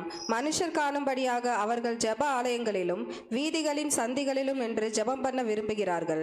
அவர்கள் தங்கள் பலனை அடைந்து தீர்ந்ததென்று மெய்யாகவே உங்களுக்கு சொல்லுகிறேன். பாத்தீங்களா, ஜெபம் தனிப்பட்ட வாழ்க்கையில பாத்தீங்கன்னா காலையில எந்திரிச்ச உடனே ஆத்திரம் சோத்திரம் ஆமீன் தான். ஆனா சகோதர சகோதரிகள் மத்தியில் ஒரு ஜெபம் கொடுத்தா அறவர். ஏன் அப்படி அப்படின்னா, தங்களை என்ன பண்ணணும், நல்ல ஒரு ஜெப வீரனா மற்றவங்க நினைக்கணும் அப்படிங்கிறதுக்காக என்ன பண்றதுன்னா, அப்ப தேவன் இதெல்லாம் பார்த்துட்டு இருக்காரு. வீட்டில் நான் வரும் ஆத்திரம் சோத்திரம் தான் போடுறேன், ஆனா இங்க வந்து இப்படி நான் பண்றேனே, இதை தேவன் பார்க்கிறார் அப்படிங்கிற அந்த உணர்வு இல்லாம. அப்ப அன்புக்குரிய சகோதர சகோதரியே, நம்முடைய வாழ்க்கை முறைங்கிறது ரொம்ப ரொம்ப முக்கியமா இருக்குது. மற்றவர்களை கவரணுங்கிறதுக்காக ஆவிக்குரிய ஜீவியத்துல என்னத்தை நம்ம செய்யறோம், இது நம்முடைய ஆவிக்குரிய ஜீவியத்துக்கு தடையை கொண்டு வந்துடும். அடுத்து உபவாசிக்கும் போது நம்ம தெரியும், மாயக்கார போல நீங்க என்ன பண்ணாதீங்க, உபவாசிக்காதீங்கன்னு சொல்றதை நம்ம பார்க்கிறோம். அப்ப அன்னைக்கு இயேசு கிறிஸ்துனுடைய காலத்துல வீட்டுல அவங்க ஒரு வாழ்க்கை வாழ்ந்துட்டு இருக்கிறாங்க, ஆனா ஆலயத்துல கூடும் போது அவங்க வேற ஒரு வாழ்க்கையை வாழ்றாங்க. இதைத்தான் ரொம்ப என்ன பண்றாருன்னா கண்டிக்கிறார். ஏன் பாவிகளை ஆயக்காரையெல்லாம் நேசிக்கிறாருன்னா, அவங்க வெளியே எப்படி இருக்கிறாங்களோ உள்ளேயும் அப்படியேதான் இருந்தாங்க. தவறு உள்ளவங்க தான், ஆனா உள்ள எப்படி இருக்காங்களோ வெளியும் ஒரே மாதிரி இருந்தாங்க. அதனால அவங்கள ஏத்துக்க முடிஞ்சு அவரால். ஆனா இவங்க என்ன பண்ணாங்க தெரியுங்களா, பலே நடிகர்களா இருந்தாங்க. ரொம்ப அருமையா நடிக்கக்கூடியவங்களா இருந்தாங்க. இதை வெறுக்கக்கூடியவரா அங்க இருந்தார் அப்படின்னு கூட நம்ம பார்க்கிறோம். அப்ப அன்புக்குரிய சகோதர சகோதரிகளே, இது போன்ற காரியங்கள் மற்றவங்க நம்மளை கவரணுங்கிறதுக்காக நாம செய்யும் போது இதன் மூலமா அடுத்தவங்களுடைய கவனத்தை ஈர்க்கிறோம். மனுஷங்க அதை பார்ப்பாங்க, நம்மளை புகழ்வாங்கன்னு நம்ம நினைக்கிறோம். ஆனா தேவன் ஒருபோதும் இதை கண்டு கொள்ளவே மாட்டார். எல்லாரும் நம்மளை புகழ்ந்துடலாம், ஆனா தேவன் அதை கொஞ்சம் கூட மதிக்க மாட்டாரு, அதை ஏறெடுத்தும் கூட பார்க்க மாட்டாரு. அப்ப இரண்டாவது நாம பார்க்கிறோம், இந்த ஆவிக்குரிய தடை மற்றவர்களை கவரணுங்கிறதுக்காக ஒரு வாழ்க்கை நம்ம வாழ்ந்துட்டோம் அப்படின்னா அது நம்முடைய ஆவிக்குரிய ஜீவிய வளர்ச்சியை கெடுத்துரும். மூணாவது ரொம்ப ரொம்ப முக்கியமான ஒரு காரியம், உங்களுக்கு இருக்கோ இல்லையோ, யாருக்கு இருக்கு? எனக்கு நிறைய நேரங்கள்ல வந்துடுறது. அதுதான் மூணாவது தடை. என்ன அப்படின்னா, வாசி பாருங்க, கோல் சொல்லுதல். வசனம் நம்ம வாசிக்கலாம். லேவியராகமம் 19:16. லேவியராகமம் 19ஆம் அதிகாரம் 16ஆம் வசனம். உன் ஜனங்களுக்குள்ளே அங்குமிங்கும் கோல் சொல்லி திரியாயாக, பிறனுடைய இரத்தப்பழிக்கு உட்பட வேண்டாம், நான் கர்த்தர். உன் ஜனங்களுக்குள்ளே அங்கும் இங்கும் கோல் சொல்லி திரியாயாக. இது யாருக்கிட்ட இருக்குங்க? ஃபர்ஸ்ட் கையை தூக்கிறேன். அதாவது விரும்பி வேணும்லாம் செய்யறதில்ல, எதேச்சியா தெரியாம ஏதோ ஒரு நேரத்தில் வந்துடும். சரிங்களா? உங்களில் யாருக்கும் அந்த மாதிரியெல்லாம் இல்லைல்ல? சரி, நீங்க எல்லாருமே நல்ல சகோதர சகோதரிகளா இருக்கிறதுக்கு நன்றி. சரிங்களா? அப்ப தேவன் வெறுக்கக்கூடிய நம்முடைய ஆவிக்குரிய ஜீவிய வளர்ச்சியை தடை செய்யக்கூடிய முக்கியமான ஒரு மூன்றாவது காரியம் என்ன அப்படின்னு சொல்லி பார்த்தீங்கன்னா, கோல் சொல்லுதல். இன்னொரு வகையில சொல்லணும்னா புரணி பேசுறது, வதந்தி பரப்புறது. இதுதான் இந்த கோல் சொல்லுதல்ங்கிற காரியம். சரிங்களா? இது பொதுவாகவே எல்லா மனுஷருக்குள்ளேயும் இருக்கக்கூடிய ஒரு சுபாவம். இயற்கையா எல்லாருக்கிட்டையும் இருக்கும். நீங்க இங்க ஒரு 1 hour உட்கார்ந்து கேட்டு பாருங்க, சப்ஜெக்ட் எது வருதோ இல்லையோ கண்டிப்பா என்ன வந்துடும்? தூக்கம் வந்துடும். ஆனா வெளியில போயிட்டு உலகத்துல இருக்கவங்க கிட்டயோ இல்ல ஒரு சகோதர சகோதரிகிட்ட ஒரு 2 hour உட்கார்ந்து மற்றவங்களை பத்தி பேசி பாருங்க, அதுக்குள்ள டைம் ஆயிடுச்சா? அப்படிதான் இருக்குங்க. பார்த்தீங்கன்னா இங்க இன்னும் டைம் ஆக மாட்டேங்குது, இன்னும் டைம் முடிக்க மாட்டேங்கிறாங்க அப்படிங்கிற மாதிரி ஒரு கோபம் வெறுப்பு வருங்க. ஆனா இதே வீட்டில் ஒரு பிரதர்கிட்டயோ சிஸ்டர்கிட்டயோ போய் உட்காந்துட்டு கொஞ்ச நேரம் பேசி பாருங்க. நாங்களே எங்கள் வீட்டில் ஒரு சில நேரங்களில் ஜெபத்துக்கு உட்காருவோம். 8 மணினா மேக்சிமம் 8 மணிக்கு உட்காருவோம். சரிங்களா? 8 மணிக்கு உட்காந்து ஜெபம் பண்ணி ஒரு 8:30 8:45 நாங்கள் முடிச்சு 9 மணிக்கு சாப்பிட ஆரம்பிச்சிருவோம். ஒரு சில நேரத்தில் உட்காந்து திடீர்னு சபை காரியங்களை குறிச்சோ யாரை பற்றியோ பேச ஆரம்பிச்சிருவோம். டக்குன்னு பார்த்தா 8:30 மணி ஆகிடுக்கும். ஐயோ அப்படின்னு சொல்லிட்டு என்ன பண்ணுறது அவசர அவசரமா. எதுக்கு இதை சொல்ல வரேன் அப்படின்னா, அந்த டைம் போறது பார்த்தீங்கன்னா அவ்வளவு சீக்கிரமா போகும். டைம் போறதே தெரியாது. ரெண்டாவது பேச பேச சப்ஜெக்ட் எல்லாம் கூட பார்த்தீங்கன்னா எழுதி வச்சு பார்த்து அங்க திருப்பி இங்க திருப்பி எல்லாம் பேசணும். ஆனா இது 1 hour 2 hour பேசினா கூட எந்த ஒரு நோட்ஸும் தேவையே இருக்காதுங்க. அழகா அடுத்தடுத்து ஊறி ஊறி என்ன ஆகிட்டே இருக்கும், வந்துகிட்டே இருக்கும். பார்த்தீங்கன்னா சாப்பிட தோணாது. சாப்பிடலாம் இருங்க, இப்பதானே 11 மணி 12 மணி, இப்பதானே 12 மணி, சாப்பிடலாம் இருங்க. எதுக்குன்னா இந்த மாம்சம் இந்த ஒரு சுபாவத்தை நீங்க பார்த்தீங்கன்னா ரொம்ப விரும்புங்க. டைம் போறதே தெரியாது, நான் ஸ்டாப்பா வந்துகிட்டே இருக்குங்க. ஆனா அன்புக்குரிய சகோதர சகோதரிகளை நல்லா நம்ம புரிஞ்சுக்கொள்ளணும். இது பார்க்க நல்லா தெரியும், ஒரு சில நேரத்தில் ஆவிக்குரிய விஷயம் போலவே இருக்குங்க. இது நல்ல வேடம் போட்டுரும். நான் தப்பா ஒன்றும் பேசல, ஸ்பிரிச்சுவலா தான் பேசிட்டு இருந்தேன் அப்படிங்கிற மாதிரியே இருக்குங்க. ஆனா நம்மளுடைய ஆவிக்குரிய ஜீவியத்தை இது கொஞ்சம் கொஞ்சமா குறைச்சிரும். நல்ல தேவ உணர்வு இருந்தா தான் இதை ஜெயிக்க முடியுமே ஒழிய இல்லை அப்படின்னா இது சாகிற வரைக்கும் வந்துகிட்டே தான் இருக்கும். நம்ம இன்னைக்கு ஜெயிச்சிட்டோங்கிறதுக்காக இனி யாரை பத்தியும் நான் பேச மாட்டேன் பிரதர் அப்படின்னு நம்ம சொல்றதுக்கு வாய்ப்பே இல்லை. அடுத்தாப்புலயே வந்து என்ன பண்ணிருந்தீங்களா, வந்து நின்று. அப்ப இது ஒவ்வொரு நாளும் நம்ம இயேசுவின் ரத்தத்துல நம்மளை கழுவி கழுவி கழுவி கழுவி உணர்வு பெற்று பெற்று நம்ம என்ன பண்ணணும்னா இதை ஜெயிக்கக்கூடியவங்களா நாம இருக்கணும். அப்ப இது தேவன் விரும்பாத ஒரு காரியம். மற்றவங்களை குறித்து தீமை பேசுகிற இந்த ஒரு காரியத்தை நம்ம என்ன பண்ணணும்னா, நமக்குள்ள இருக்கோ இல்லையோ ரொம்ப ஜாக்கிரதையா இருக்கணும். சகோதரர்கள் சொல்லும்போது இந்த மாதிரி பேசுகிற ஒரு காரியம், ஒரு சகோதரனை குறிச்சோ சகோதரியை குறிச்சோ, பிரதர் இப்படி எல்லாம் ஊழியம் செய்யறாரு பிரதர், ஆனா அவர் இப்படி இருக்கிறார் பிரதர், இந்த சிஸ்டர் இப்படி எல்லாம் இருக்கிறாங்க ஆனா இவங்க இப்படி இருக்கிறாங்கன்னு ஒருத்தரை பத்தி பேசும்போது நம்ம என்ன நினைச்சுக்கிறோம்னா, இதோட அவங்க ஆவிக்குரிய ஜீவியம் என்னவாயிடுச்சு, முடிஞ்சு, அவங்கள முடிச்சிட்டோம் அப்பா அப்படின்னு நம்ம நினைச்சிடறோம். ஆனா அவங்க ஆவிக்குரிய ஜீவத்தை நம்ம முடிக்கல. யாரோட ஆவிக்குரிய ஜீவத்தை முடிச்சுக்கிட்டு இருக்கிறோம்? தேவனுடைய பார்வையில நம்மளுடைய ஆவிக்குரிய ஜீவியத்தை முடிச்சுக்கிட்டு இருக்கிறோங்க. அன்புக்குரிய சகோதர சகோதரிகளே, ரொம்ப ஜாக்கிரதையா இருக்கணும் இந்த ஒரு காரியத்துல. யாக்கோபு 3:8-9. யாக்கோபு 3:8 முதல், நாவை அடக்க ஒரு மனுஷனாலும் கூடாது, அது அடங்காத பொல்லாங்குள்ளதும் சாவுக்கேதுவான விஷம் நிறைந்ததுமாய் இருக்கிறது. இதான் சகோதரர்கள் சொல்லும்போது நம்ம உடம்புல இருக்கிற எந்த சரீரத்துல இருக்க எந்த உறுப்பையும் கூட நம்ம அடக்கிடலாமா? கண்ணை மூடு அப்படின்னா என்ன பண்ணிடும்? அது கண்ணை மூடிரும். சப்ஜெக்ட் கொடுக்கும்போது சொல்லவே வேண்டாம், என்ன பண்ணிடும்? அது தானா மூடிரும். சரிங்களா? காதை கேட்காத அப்படின்னா ஏதோ அடைச்சி நம்ம சரி பண்ணிடலாம். நடக்காதனா காலை பேசாம வச்சுக்கலாம். கையை நீட்டாம இருன்னா கையை நீட்டாம இருந்துடலாம். ஆனா இந்த வாயை மட்டும், ஏன்னா இந்த உடம்புலயே ரொம்ப சக்தி வாய்ந்த உறுப்பு எது அப்படின்னு சொல்லும்போது இந்த நாக்கு தானுங்களாம். நம்ம சொல் பேச்சை இது கேட்கவே, மற்றது எல்லாமே நம்ம உடம்புல இருக்கிற எல்லா உறுப்பும் நம்ம சொல்றத கேட்டுரும். ஆனா இந்த நாக்கு மட்டும் நம்ம சொல்றத கேட்கவே கேட்காது. அதனால சொல்லுது, நாவை அடக்க ஒரு மனுஷனாலையும் கூடாது. அடிக்கடி நம்ம சொல்லுது, தெரியாம பேசிட்டேன். பாத்தீங்களா? அது எப்படி தெரியாம பேசிட்டோம் அப்படின்னா என்ன காரணம்? நமக்கே தெரியாம அது என்ன பண்ணிக்கிட்டு இருக்கோம், அதோட வேலைய அது பார்த்துக்கிட்டே இருக்கும். அப்ப அன்புக்குரிய சகோதர சகோதரிகளை பாருங்க, நாவை அடக்க ஒரு மனுஷனாலும் கூடாது, அது அடங்காத பொல்லாங்குள்ளதும் சாவுக்கு ஏதுவான. அதாவது ஒருத்தரை கொன்னுரும். ஒருத்தருக்கு விஷம் கொடுத்ததான் கொல்லணும்னு அவசியம் இல்லை. ஒருத்தரை பத்தி தப்பு தப்பா பேசிக்கிட்டு இருந்தாலே போதும், அது அவங்கள 4 பேருக்கு அதை பரப்பி அவங்கள ஒண்ணு இல்லாம கொன்னுரும்.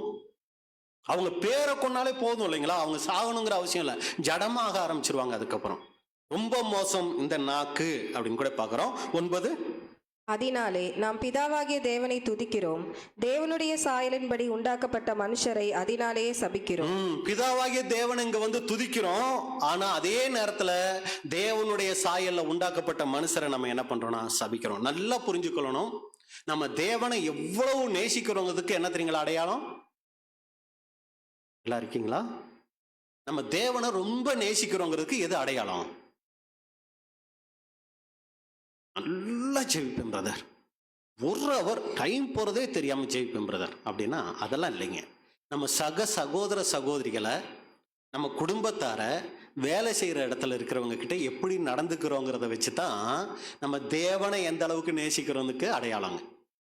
பக்கத்து வீட்டுல எப்ப பார்த்தாலும் சண்டை, குடும்பத்துல எப்ப பார்த்தாலும் சண்டை, சபையில எப்ப பார்த்தாலும் நம்மளால பிரச்சனை. நான் தேவனை நேசிக்கிறேன்னு நம்ம சொன்னோம்னா நம்மளை நாமளே ஏமாத்திக்கிறோம். சரிங்களா? நாம தேவனை நேசிக்கிறோங்கிறத தேவன் எப்படி தெரியுங்களா முடிவு பண்றாரு? நம்ம சக மனிதர்கள்கிட்ட எப்படி நடந்துக்கிறோங்கிறத வச்சுதான் நாம் தேவனை எந்த அளவுக்கு நேசிக்கிறோங்கிறத அவர் பார்க்கிறார். சரிங்களா?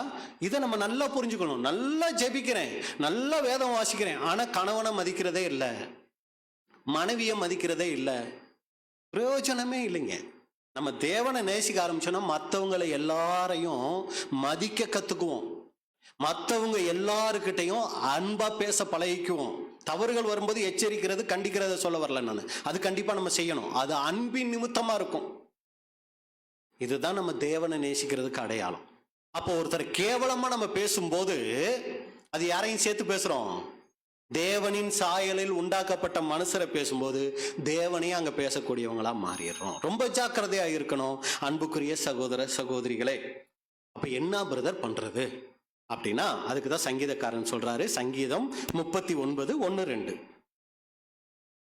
39 சங்கீதம் 1 முதல், என் நாவினால் பாவம் செய்யாதபடிக்கு நான் என் வழிகளை காத்து, துன்மார்க்கன் எனக்கு முன்பாக இருக்கும் மட்டும் என் வாயை கடிவாளத்தால் அடக்கி வைப்பேன் என்றேன். நான் மௌனமாகி ஊமையனாய் இருந்தேன், நலமானதையும் பேசாமல் அமர்ந்திருந்தேன். ஆனாலும் என் துக்கம் அதிகரித்தது. முடிஞ்ச வரைக்கும் என்ன பண்ணிருங்க, பேசாம இருந்துருங்க. இதுதான் வேதம் நமக்கு சொல்ற ஒரு காரியம். இதுக்கு சகோதரர்கள் சொல்ற ஆலோசனை என்ன தெரியுங்களா? பிரதர், சபையில நான் எப்ப பார்த்தாலும் மற்றவங்களை குறை பேசிக்கிட்டே இருந்தேன் பிரதர். சபை முடிஞ்ச உடனே வெளியே போன உடனே என் மாம்சம் என்ன பண்ணிருது, குறை பேச ஆரம்பிச்சிருது பிரதர். நான் நிறுத்தலானாலும் இந்த நாக்கு கேட்க மாட்டேங்குது, ஏதோ ஒன்று பண்ணிக்கிட்டே இருக்குது அப்படின்னா சகோதரர்கள் கொடுக்குற ஆலோசனை என்னன்னா, நேரத்தில் வாங்க, சப்ஜெக்ட் கேளுங்க, எல்லாம் முடிச்சு ஆமேன் முடிச்சு ஒருத்தருக்கு ஒருத்தர் வாழ்த்துதல் சொன்ன ஸ்பாட்டுக்கு என்ன பண்ணிருங்க, எஸ்கேப் ஆயிடுங்க. அதுக்காக எஸ்கேப் ஆயிடுங்கன்னு சொன்னோடனே பாட்டு ஆரம்பத்துல முடிஞ்ச உடனே எஸ்கேப் ஆயிடக்கூடாது. அவர் தான் உடனே போயிட சொல்லிட்டாரே அப்படின்னா, எப்ப எல்லாம் முடிஞ்சு ஒருத்தருக்கு ஒருத்தர் அன்பு வாழ்த்துக்கள் சொன்ன பின்னாடி உடனே எஸ்கேப் ஆயிடுங்க, தப்பிச்சுக்கலாம். என்னால முடியல பிரதர், 2 பிரதரை பார்த்த உடனே கொஞ்ச நேரம் கண்ட்ரோலா இருக்கு, அப்புறம் என்ன மீறி பேச ஆரம்பிச்சிடறேன் அப்படின்னா அதோட நிறுத்திட்டு எஸ்கேப் ஆயிடுங்க. இப்படித்தான் நீங்க உங்களை என்ன பண்ணிக்கணும், காப்பாத்திக்கணும். இல்ல பேசுறேன், இதை எப்படி தடுக்கலாம் அப்படின்னா, பிரதர் எக்ஸ பத்தி உங்களுக்கு தெரியுமா அப்படின்னா, பிரதர் சரி நீங்க எக்ஸ பத்தி சொல்றீங்களே, இதை நான் எக்ஸ் கிட்ட சொல்லலாமா, நீங்க சொன்னதை அப்படியே நான் சொல்லட்டுமா, ஒன்றும் பிரச்சனை இல்லையே அப்படின்னு சொன்னா, சொல்லுங்க பிரதர், அதனால ஒன்றும் பிரச்சனை இல்லை, அவரும் இதை தெரிஞ்சுக்கட்டும் அப்படின்னு அவங்க சொன்னாங்கன்னா நீங்க தாராளமா அதை கேட்கலாம். ஐயா அவர்கிட்ட சொல்றீங்களா அப்படின்னா வேணாம், நான் உங்ககிட்ட சொல்லலைன்னாங்கன்னா வேண்டாம், விட்டுருங்க. இது சகோதரர்கள் நமக்கு கொடுக்கக்கூடிய ஒரு ஆலோசனையா இருக்கு. 2 விஷயம் இருக்கு, இதை பின்பற்றுகிறதும் பின்பற்றாததும் அது உங்களுடைய கைகள்ல இருக்கு. உங்களுடைய கைகள்ல இல்ல, எதுல இருக்கு, வாய்கள்ல இருக்கு. சரிங்களா? சரி, அப்ப 4வது தடைக்குள்ள நம்ம போயிடலாம். என்னன்னா, இது ரொம்ப முக்கியமான ஒரு தடை ஆவிக்குரிய வளர்ச்சியில. இது பொதுவா எல்லாருக்கும் இருக்கக்கூடிய ஒரு தடை. என்ன அப்படின்னு சொல்லி பாத்தீங்கன்னா, நம்மை பிறருடன் ஒப்பிட்டு பார்த்தல். சபைக்குள்ள ஆரம்பத்துல வரும்போது அது அவ்வளவு பெருசா இருக்காதுங்க. நாள் ஆக ஆக ஒவ்வொரு சகோதரர்களுக்குள்ள சகோதரிகளுக்குள்ள ஒருத்தரை இன்னொருத்தரோட வச்சு ஒப்பிட்டு பார்க்கக்கூடிய குணம் இது பிறந்ததுல இருந்தே இருக்கு. நம்ம பிறந்ததுல இருந்துன்னு இல்ல, உலகம் பிறந்ததுல இருந்தே இருக்குது. ஃபர்ஸ்ட் யாருகிட்ட வந்துச்சுன்னா ஏவாளுகிட்ட வந்துச்சு. ஏவாளுகிட்ட யாரை ஒப்பிட்டு வந்துச்சு, தேவனை ஒப்பிட்டு வந்துச்சுங்க. நீங்க பழத்தை சாப்பிட்டா யாரு மாதிரி ஆயிடுவீங்க, தேவனை போல. பாருங்க, அதான் அந்த ஒப்பிடுறது. ஏவாளுக்கு அப்படி வந்துச்சு.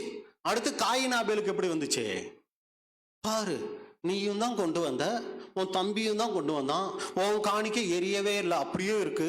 அங்க பாரு, உன் தம்பி காணிக்கை எப்படி கொழுந்து விட்டு எரியுது அப்படின்னு சொல்லி காயினுக்கு அங்க ஒப்பிட்டு பார்க்கும்போது பொறாம வந்துச்சு.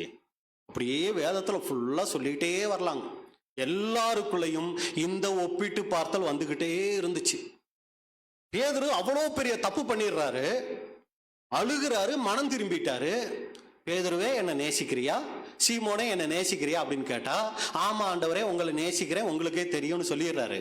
சொன்ன பின்னாடி ஒரு சீசன் வர்றதை பார்த்து, ஆண்டவரே இவரை பத்தி உடனே ஒப்பிட தோணுது. பாருங்க, எதுக்கு இதை சொல்ல வரோம் அப்படின்னா, இந்த ஒப்பிட்டு பார்த்தலுங்கிறது நம்மளுடைய ஆவிக்குரிய ஜீவிய வளர்ச்சியை தடை செய்யக்கூடியதா அங்க இருக்குது. சரி, எப்படி இது தடை செய்யும் அப்படின்னா, எந்த வகையில தடை செய்யும் தெரியுங்களா? முதலாவது, இன்னொருத்தரை நம்ம ஒப்பிட்டு பார்க்கும்போது அவங்கள விட ஸ்பிரிச்சுவலா நம்ம கொஞ்சம் நல்லா இருந்தோம்னு வைங்களேன், அது நமக்கு பெருமையை கொண்டு வரும். நம்ம அவங்க அளவுக்கெல்லாம் இல்லைல்ல.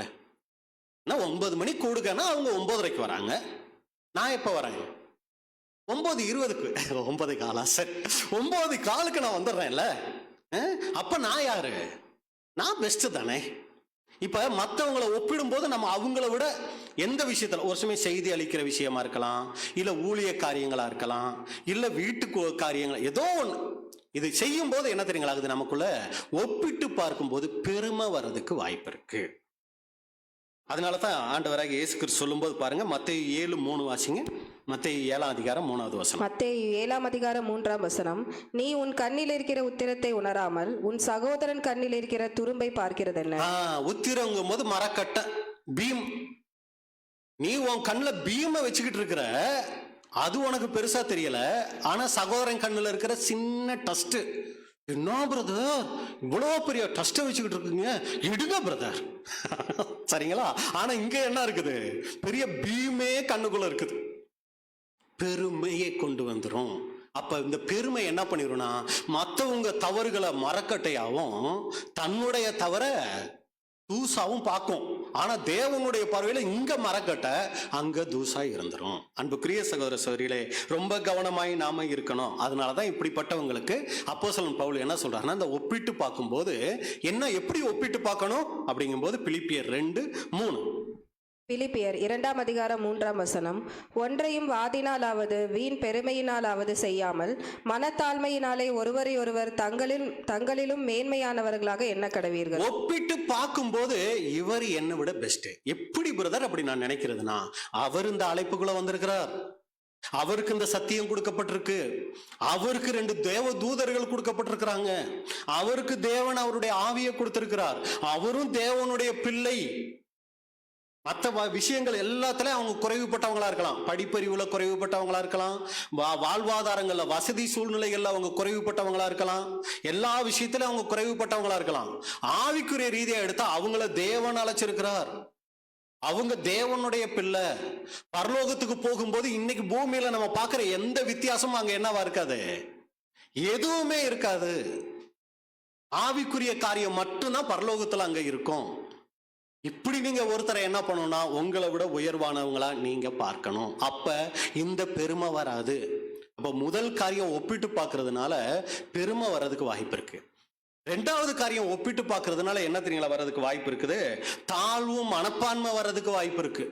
இவரை போல நான் இல்லையே, இவங்கெல்லாம் இப்படி வச்சிருக்காங்க, கார் வச்சிருக்காங்க, வீடு வச்சிருக்காங்க, தோட்டம் வச்சிருக்காங்க, துறவு வச்சிருக்காங்க, எனக்கு ஒண்ணுமே இல்லையே. பாருங்க, ஒப்பிட்டு பார்க்கும்போது நம்மளை தாழ்வு மனப்பான்மைக்குள்ளேயே அது கொண்டு போயிடுறதுக்கு வாய்ப்பு இருக்கு. இதையும் கூட அன்புக்குரிய சகோதர சகோதரிகளை நாம ஜெயிக்கணும். உங்களுக்கு இன்னது தேவை என்று உங்கள் பரமபிதா அறிந்தார். தேவன், அதை யோவான் ஸ்நானகன் சொல்லுவார், பரத்திலிருந்து ஒருவனுக்கு கொடுக்கப்பட்டால் ஒழிய ஒன்றையும் அவன் பெற்றுக்கொள்ள மாட்டான். நமக்கு என்ன வேணுங்கிறத ஏற்ற நேரத்துல தேவன் சரியா தருவார். அதுக்கு முந்தி நம்ம அவசரப்பட்டோம்னு வைங்களே, அப்பதான் ஃபைனான்ஸ்காரர் காலையிலே ஞாயிற்றுக்கிழமை வீட்டை திட்டுற வேலையெல்லாம் நடக்கும். நம்ம தேவனுக்குன்னு ஒப்பு கொடுத்து இருந்தோம்னா அதுல சமாதானம் இருக்கும், சந்தோஷம் இருக்கும், மகிழ்ச்சி எல்லாமே அதுல இருக்குங்க. ஆனா தேவன், அதான் அருமையா சகோதரர்கள் சொல்லுவாங்க, இன்னைக்கு நிறைய பேர் ஊழியம் கூட செய்யறாங்க, தேவன் இங்க நிக்கிறாரு ஊழியம் செய்யறார், இங்க தேவன் நின்றுட்டு இருக்கிறார் ஊழியம் செய்யற இடத்துல. சகோதரர்கள் நிறைய பேர் தேவனோட இல்ல, எங்க நிக்கிறாங்க, பின்னாடி நின்றுகிட்டு ஊழியம் செஞ்சுக்கிட்டு இருக்காங்க. தேவனோட சேர்ந்து ஊழியம் செய்யணும், பின்னாடி நின்றுகிட்டு ஒரு 10 அடின்னு வச்சுக்கோங்களேன், ஒரு 20 அடி பின்னாடி நின்றுகிட்டு ஊழியம் செய்யறவங்க இருக்கிறாங்க. அதே போல தேவன் இங்க இருக்கிறாரு, 10 அடி 20 அடி முன்னாடி போய் ஊழியம் செய்யக்கூடியவங்களும் இருக்கிறாங்களாம். அது எப்படி? தேவன் விரும்பாத ஊழியங்களை என்ன பண்றது, தானா எடுத்துக்கிட்டு போய் செய்யறது. இது 10 அடி 20 அடி முன்னாடி போய் நின்று செஞ்சுக்கிட்டு இருக்கு. அதான் எரேமியால சொல்லும் போது, நான் அனுப்பாதிருந்தும் ஓடினார்கள் அப்படின்னு சொல்லுவார். எதுக்கு இதை சொல்ல வரோம் அப்படின்னா, எந்த ஒரு காரியமா இருந்தாலும் அது தேவ சித்தத்துக்கு உட்பட்டு இருந்துச்சுன்னு வைங்களே, அது நல்லா இருக்கும். அப்ப நம்ம என்ன பண்ணிடணும், இந்த தாழ்வு மனப்பான்மையை நம்மளை விட்டு எடுத்துடணும், பெருமையை நம்மளை விட்டு எடுத்துடணும். இந்த ஒப்பிட்டு பார்க்கும்போது நீங்க பாத்தீங்கன்னா, அடுத்து நீங்க பாத்தீங்கன்னா, அவங்கள போல இருக்கணுங்கிறதுக்காக நாம ஒரு சில காரியங்கள் செய்ய ஆரம்பிச்சிருவோம் பொய்யா. இப்போ ஒரு நல்ல ஒரு பெரிய அப்படியெல்லாம் யாரும் இல்லை, இருந்தாலும் சொல்றேன், ஒரு பெரிய சகோதரர் நல்ல பிரசங்கம் பண்ணக்கூடிய ஒருத்தர் இருக்கிறார்னா, ஒருத்தர் பார்த்துட்டு இவரை எல்லாரும் மதிக்கிறாங்க, அதனால அவரை போலவே பேசணும், அவரை போலவே அந்த ஸ்டைலை ஃபாலோ பண்ணணும். இந்த மாதிரி என்ன ஆகுறதுன்னா, அவரை காப்பி அடிக்கிற ஆரம்பிக்கிறது. இன்னும் நம்பர் சொல்லலைன்னா, பேர் சொல்லலைன்னா ஏத்துக்க மாட்டாங்க பிரதர், அதனால வேற வழி இல்லாம நான் என்ன பண்ண போறேன், இனி சகோதரர் அப்படின்னு சொல்லி பேரை சொல்லி நான் என்ன பண்ண போறேன், பேச போறேன். நம்பர் சொல்லி, இது எதுக்கு, தேவன் உங்களுக்கு உண்மையிலே உணர்த்தினார்னா நீங்க அதை செய்யுங்க. அதை விட்டுட்டு மனுஷர்களை நான் பிரியப்படுத்தணும், இல்லைன்னா எனக்கு வாய்ப்பே இல்லாம போயிடும், எல்லாரும் என்னை ஓரம் கட்டிடுவாங்க, இதுக்காக நம்ம என்ன பேச வரேன்னு உங்களுக்கு புரியுதா? சரியா? இதுக்காக நம்ம என்ன பண்றோம்னா ஒரு சில முயற்சிகள் எடுக்க ஆரம்பிச்சிட்டோம்னு வைங்களேன், நம்மளுடைய தனித்தன்மையை அங்க இழந்துருவோம், தேவனை துக்கப்படுத்திடுவோம், நம்மளுடைய ஆவிக்குரிய ஜீவியத்துல அங்க வளர்ச்சி குறைஞ்சிரும். அப்ப அன்புக்குரிய சகோதர சகோதரிகளே, நாம நல்லா புரிந்து கொள்ளணும், நாம ஒவ்வொருத்தரும் விசேஷித்தவர்கள். வசனம் நம்ம வாசிச்சிடலாம். 2 கொரிந்தியர் 10, 13, 14. 2 கொரிந்தியர் 10ஆம் அதிகாரம் 13ஆம் வசனம் முதல், நாங்கள் அளவுக்கு மிஞ்சி மேன்மை பாராட்டாமல் உங்களிடம் வரைக்கும் வந்தெட்டத்தக்கதாக தேவன் எங்களுக்கு அளந்து பகிர்ந்த அளவு பிரமாணத்தின்படியே மேன்மை பாராட்டுகிறோம். உங்களிடத்தில் வந்தெட்டாதவர்களாய் நாங்கள் அளவுக்கு மிஞ்சி போகிறதில்லை. நாங்கள் கிறிஸ்துவின் சுவிசேஷத்தை பிரசங்கித்து உங்களிடம் வரைக்கும் வந்தோமே. நாங்கள் அளவுக்கு மிஞ்சி மேன்மை பாராட்டாமல். இது அன்புக்குரிய சகோதர சகோதரிய, நம்ம ஒவ்வொருத்தருக்குள்ளேயும் இருக்கணும். நமக்குன்னு தேவன் ஒரு அளவு கொடுத்துருக்கிறார், அதுக்குள்ள நம்ம இருந்துக்கிட்டு அதுக்கு மேல இல்லாத ஒண்ணு இருக்கிற மாதிரி மேன்மை பாராட்டக்கூடியவர்களா நாம இருந்துடக்கூடாது. அடுத்து நாம எல்லாரும் ஒண்ணு, நம்மள மேல கீழே இந்த மாதிரி ஒரு வித்தியாசமான மனப்பான்மையை நம்ம எடுத்துடணும். அதனால தான் 1 கொரிந்தியர்ல சொல்லும் போது, சகோதரர்களே நீங்கள் அழைக்கப்பட்ட அழைப்பை பாருங்க, எப்படிப்பட்டவங்களை தேவன் தெரிஞ்சிருக்கிறாரு, ஒண்ணுமே இல்லாதவங்களை தெரிஞ்சிருக்கிறார். ஏன் அப்படி தெரிஞ்சிருக்கிறார்? 1 கொரிந்தியர் 1:29. 1 கொரிந்தியர் 1ஆம் அதிகாரம் 29ஆம் வசனம், மாம்சமான எவனும் தேவனுக்கு முன்பாக பெருமை பாராட்டாதபடிக்கு அப்படி செய்தார். மாம்சமான எவனும் தேவனுக்கு முன்பாக பெருமை பாராட்டாதபடிக்கு. அப்ப பாருங்க, தேவன் அதுக்காகவே நம்மளை அழைச்சிருக்கிறார். பெருமை நம்ம யாருக்குள்ளேயும் ஒருத்தரை விட ஒருத்தர் பெருமை பாராட்டிடக்கூடாது. இது நம்முடைய ஆவிக்குரிய ஜீவியத்தை தடை செஞ்சிடும். நம்ம எல்லாருமே விசேஷித்தவர்கள். ஒரு சரீரத்துல எந்த உறுப்பு தேவையில்லைன்னு நினைக்க முடியும்? முடிய ரொம்ப அற்பமா நினைக்கிறோம். ஆனா முடியே இல்லாதவங்க கிட்ட கேட்டா தான் அதனுடைய அருமை என்ன ஆகும் தெரியும். அடுத்து இந்த நெகம் சும்மா வளர்ந்துருது பிரதர், வெட்டி வெட்டி வீசுறோம். ஆனா உடம்புல ஏதாவது ஒரு அசௌகரியம் ஏற்பட்டுச்சுன்னு வைங்களே, அப்ப இந்த நெகத்தினுடைய அருமை அப்ப தெரியும். புரியுதுங்களா நான் சொல்ல வர விஷயம்? ஒரு நெகம் கூட, ஒரு வெங்காயம் உரிக்கிறீங்கன்னு வச்சுக்கோங்களேன், நெகமே இல்லாதவங்க என்ன பண்ண முடியும்? ஒரு உதாரணத்துக்கு அதெல்லாம். அப்ப எதுக்கு சொல்ல வரேன்னா, ஒரு அற்பமா நம்ம பார்க்கிற ஒரு சின்ன உறுப்பு கூட அந்த சரீரத்துல மிகப்பெரிய வேலையை செஞ்சிட்டு இருக்குது. அப்ப சபையில நாம யாரும் அற்பமானவர்கள்ங்கிற எண்ணத்தை நம்ம தூக்கி போட்டுட்டு நாம் எல்லாரும் விசேஷித்தவர்கள் அப்படிங்கிற எண்ணத்தை என்ன பண்ணோம்னா நமக்குள்ள கொண்டு வரணும். அடுத்து நம்ம பார்த்து நம்ம சீக்கிரமா முடிக்கலாம். 5வது தடையை மாத்திரம் நம்ம பார்த்து முடிக்கலாம். 5வது தடை ரொம்ப முக்கியமான ஒரு தடை. எதனாலனா, இப்ப நான் சொன்னதினுடைய காரியத்தினால வர்றது. 5வது சாக்கு போக்கு. இது நம்முடைய ஆவிக்குரிய ஜீவியத்தை தடை செய்யக்கூடிய முக்கியமான ஒரு காரியம். நிறைய நேரங்கள்ல நம்ம எல்லாருக்குள்ளேயும் இருக்கக்கூடிய ஒரு காரியம். ஏன் சிஸ்டர் இந்த வாரம் வரல? அது பிரதர் சாக்கு போக்கு. ஏன் பிரதர் நீங்க இடப்பட்ட கூட்டத்துக்கு வர்றதில்ல? அது பிரதர் சாக்கு போக்கு. சரிங்களா? இப்படி ஏதாவது உனக்கு எக்ஸ்கியூஸ் சொல்லிக்கிட்டே இருக்கிறோன்னு வைங்களேன், இது தேவன் வெறுக்கக்கூடிய ஒரு காரியம். இது நம்மளுடைய ஆவிக்குரிய ஜீவியத்தை தடை பண்ணிடும். உண்மையிலேயே நியாயமான காரியம், தேவன் ஒத்துக்கிற காரியமா இருந்தா அங்க பிரச்சனை இல்லைங்க. நம்மளா நம்ம மாம்சத்தை திருப்திப்படுத்துறதுக்கு ஒரு சாக்கு போக்கு வச்சிருப்போம் தெரியுங்களா? இத தேவன் வெறுக்கிறார். வசனம் வாசிக்கலாம். லூக்கா 14:18. லூக்கா 14ஆம் அதிகாரம் 18ஆம் வசனம், அவர்கள் எல்லாரும் போக்கு சொல்ல தொடங்கினார். இங்க எது இல்ல, சாக்கு இல்ல. அவங்களுக்கு ஒரு சமயம் அன்னைக்கு அவங்களுக்கு தெரியலையான்னு தெரியல, நம்ம மொழிபெயர்த்திருந்தோம்னா இப்படி மொழிபெயர்த்திருப்போம். அவர்கள் எல்லோரும் சாக்கு போக்கு சொல்ல தொடங்கினார்கள். ஒருவன் ஒரு வயலை கொண்டேன், நான் அகத்தியமாய் போய் அதை பார்க்க வேண்டும், என்னை மன்னிக்கும்படி வேண்டிக் கொள்கிறேன் என்றான். அன்புக்குரிய சகோதர சகோதரிகளே, எதனால தெரியுங்களா அந்த சாக்கு போக்கு நமக்குள்ள வருது? உண்மையிலேயே நமக்கு விருப்பம் இல்லைன்னா தான் இதெல்லாம் சொல்லிக்கிட்டு இருப்போம். சரிங்களா? அதாவது நீங்க நல்லா புரிஞ்சுக்கணும், உண்மையிலேயே உண்மையான காரணங்கள் இருக்கிற சகோதர சகோதரிகளை நான் சொல்லலை. ஆனா எல்லா விதமான கலந்து கொள்ளக்கூடிய பங்கு பெறக்கூடிய வாய்ப்புகள் இருந்தும் மனசு இருக்காது பாருங்க. போய்கிட்டு இதெல்லாம் செஞ்சுக்கிட்டு இப்படி மனசு இல்லாம இருக்கும் போது என்ன தெரியுங்களா பண்ணுவோம்? நம்ம அதுக்கு ஒரு சாக்கு வச்சிருப்போம். பிரதர் இதனாலதான், பிரதர் இதனாலதான், சிஸ்டர்னு ஒண்ணு வச்சிருப்போம் பாருங்க. அது தேவன் மிக மிக வெறுக்கக்கூடிய ஒரு காரியம். எப்படி சொல்றோம் பாருங்க, அந்த வசனம் வாசிச்சிடலாம். மத்தேயு 22:3 இன்னொரு ஓமையில சொல்றாரு பாருங்க. மத்தேயு 22ஆம் அதிகாரம் 3ஆம் வசனம். அழைக்கப்பட்டவர்களை கல்யாணத்திற்கு வர சொல்லும்படி அவன் தன் ஊழியக்காரரை அனுப்பினான், அவர்களோ வர மனதில்லாதிருந்தார்கள். வர மனசு இல்லைன்னா தான் அடுத்து என்ன வருங்க? சாக்கு போக்கு வரும். வர மனசு இருந்தா எல்லாத்தையும் ஜெயிச்சு வரும், எல்லாத்தையும் மேற்கொள்ளும்.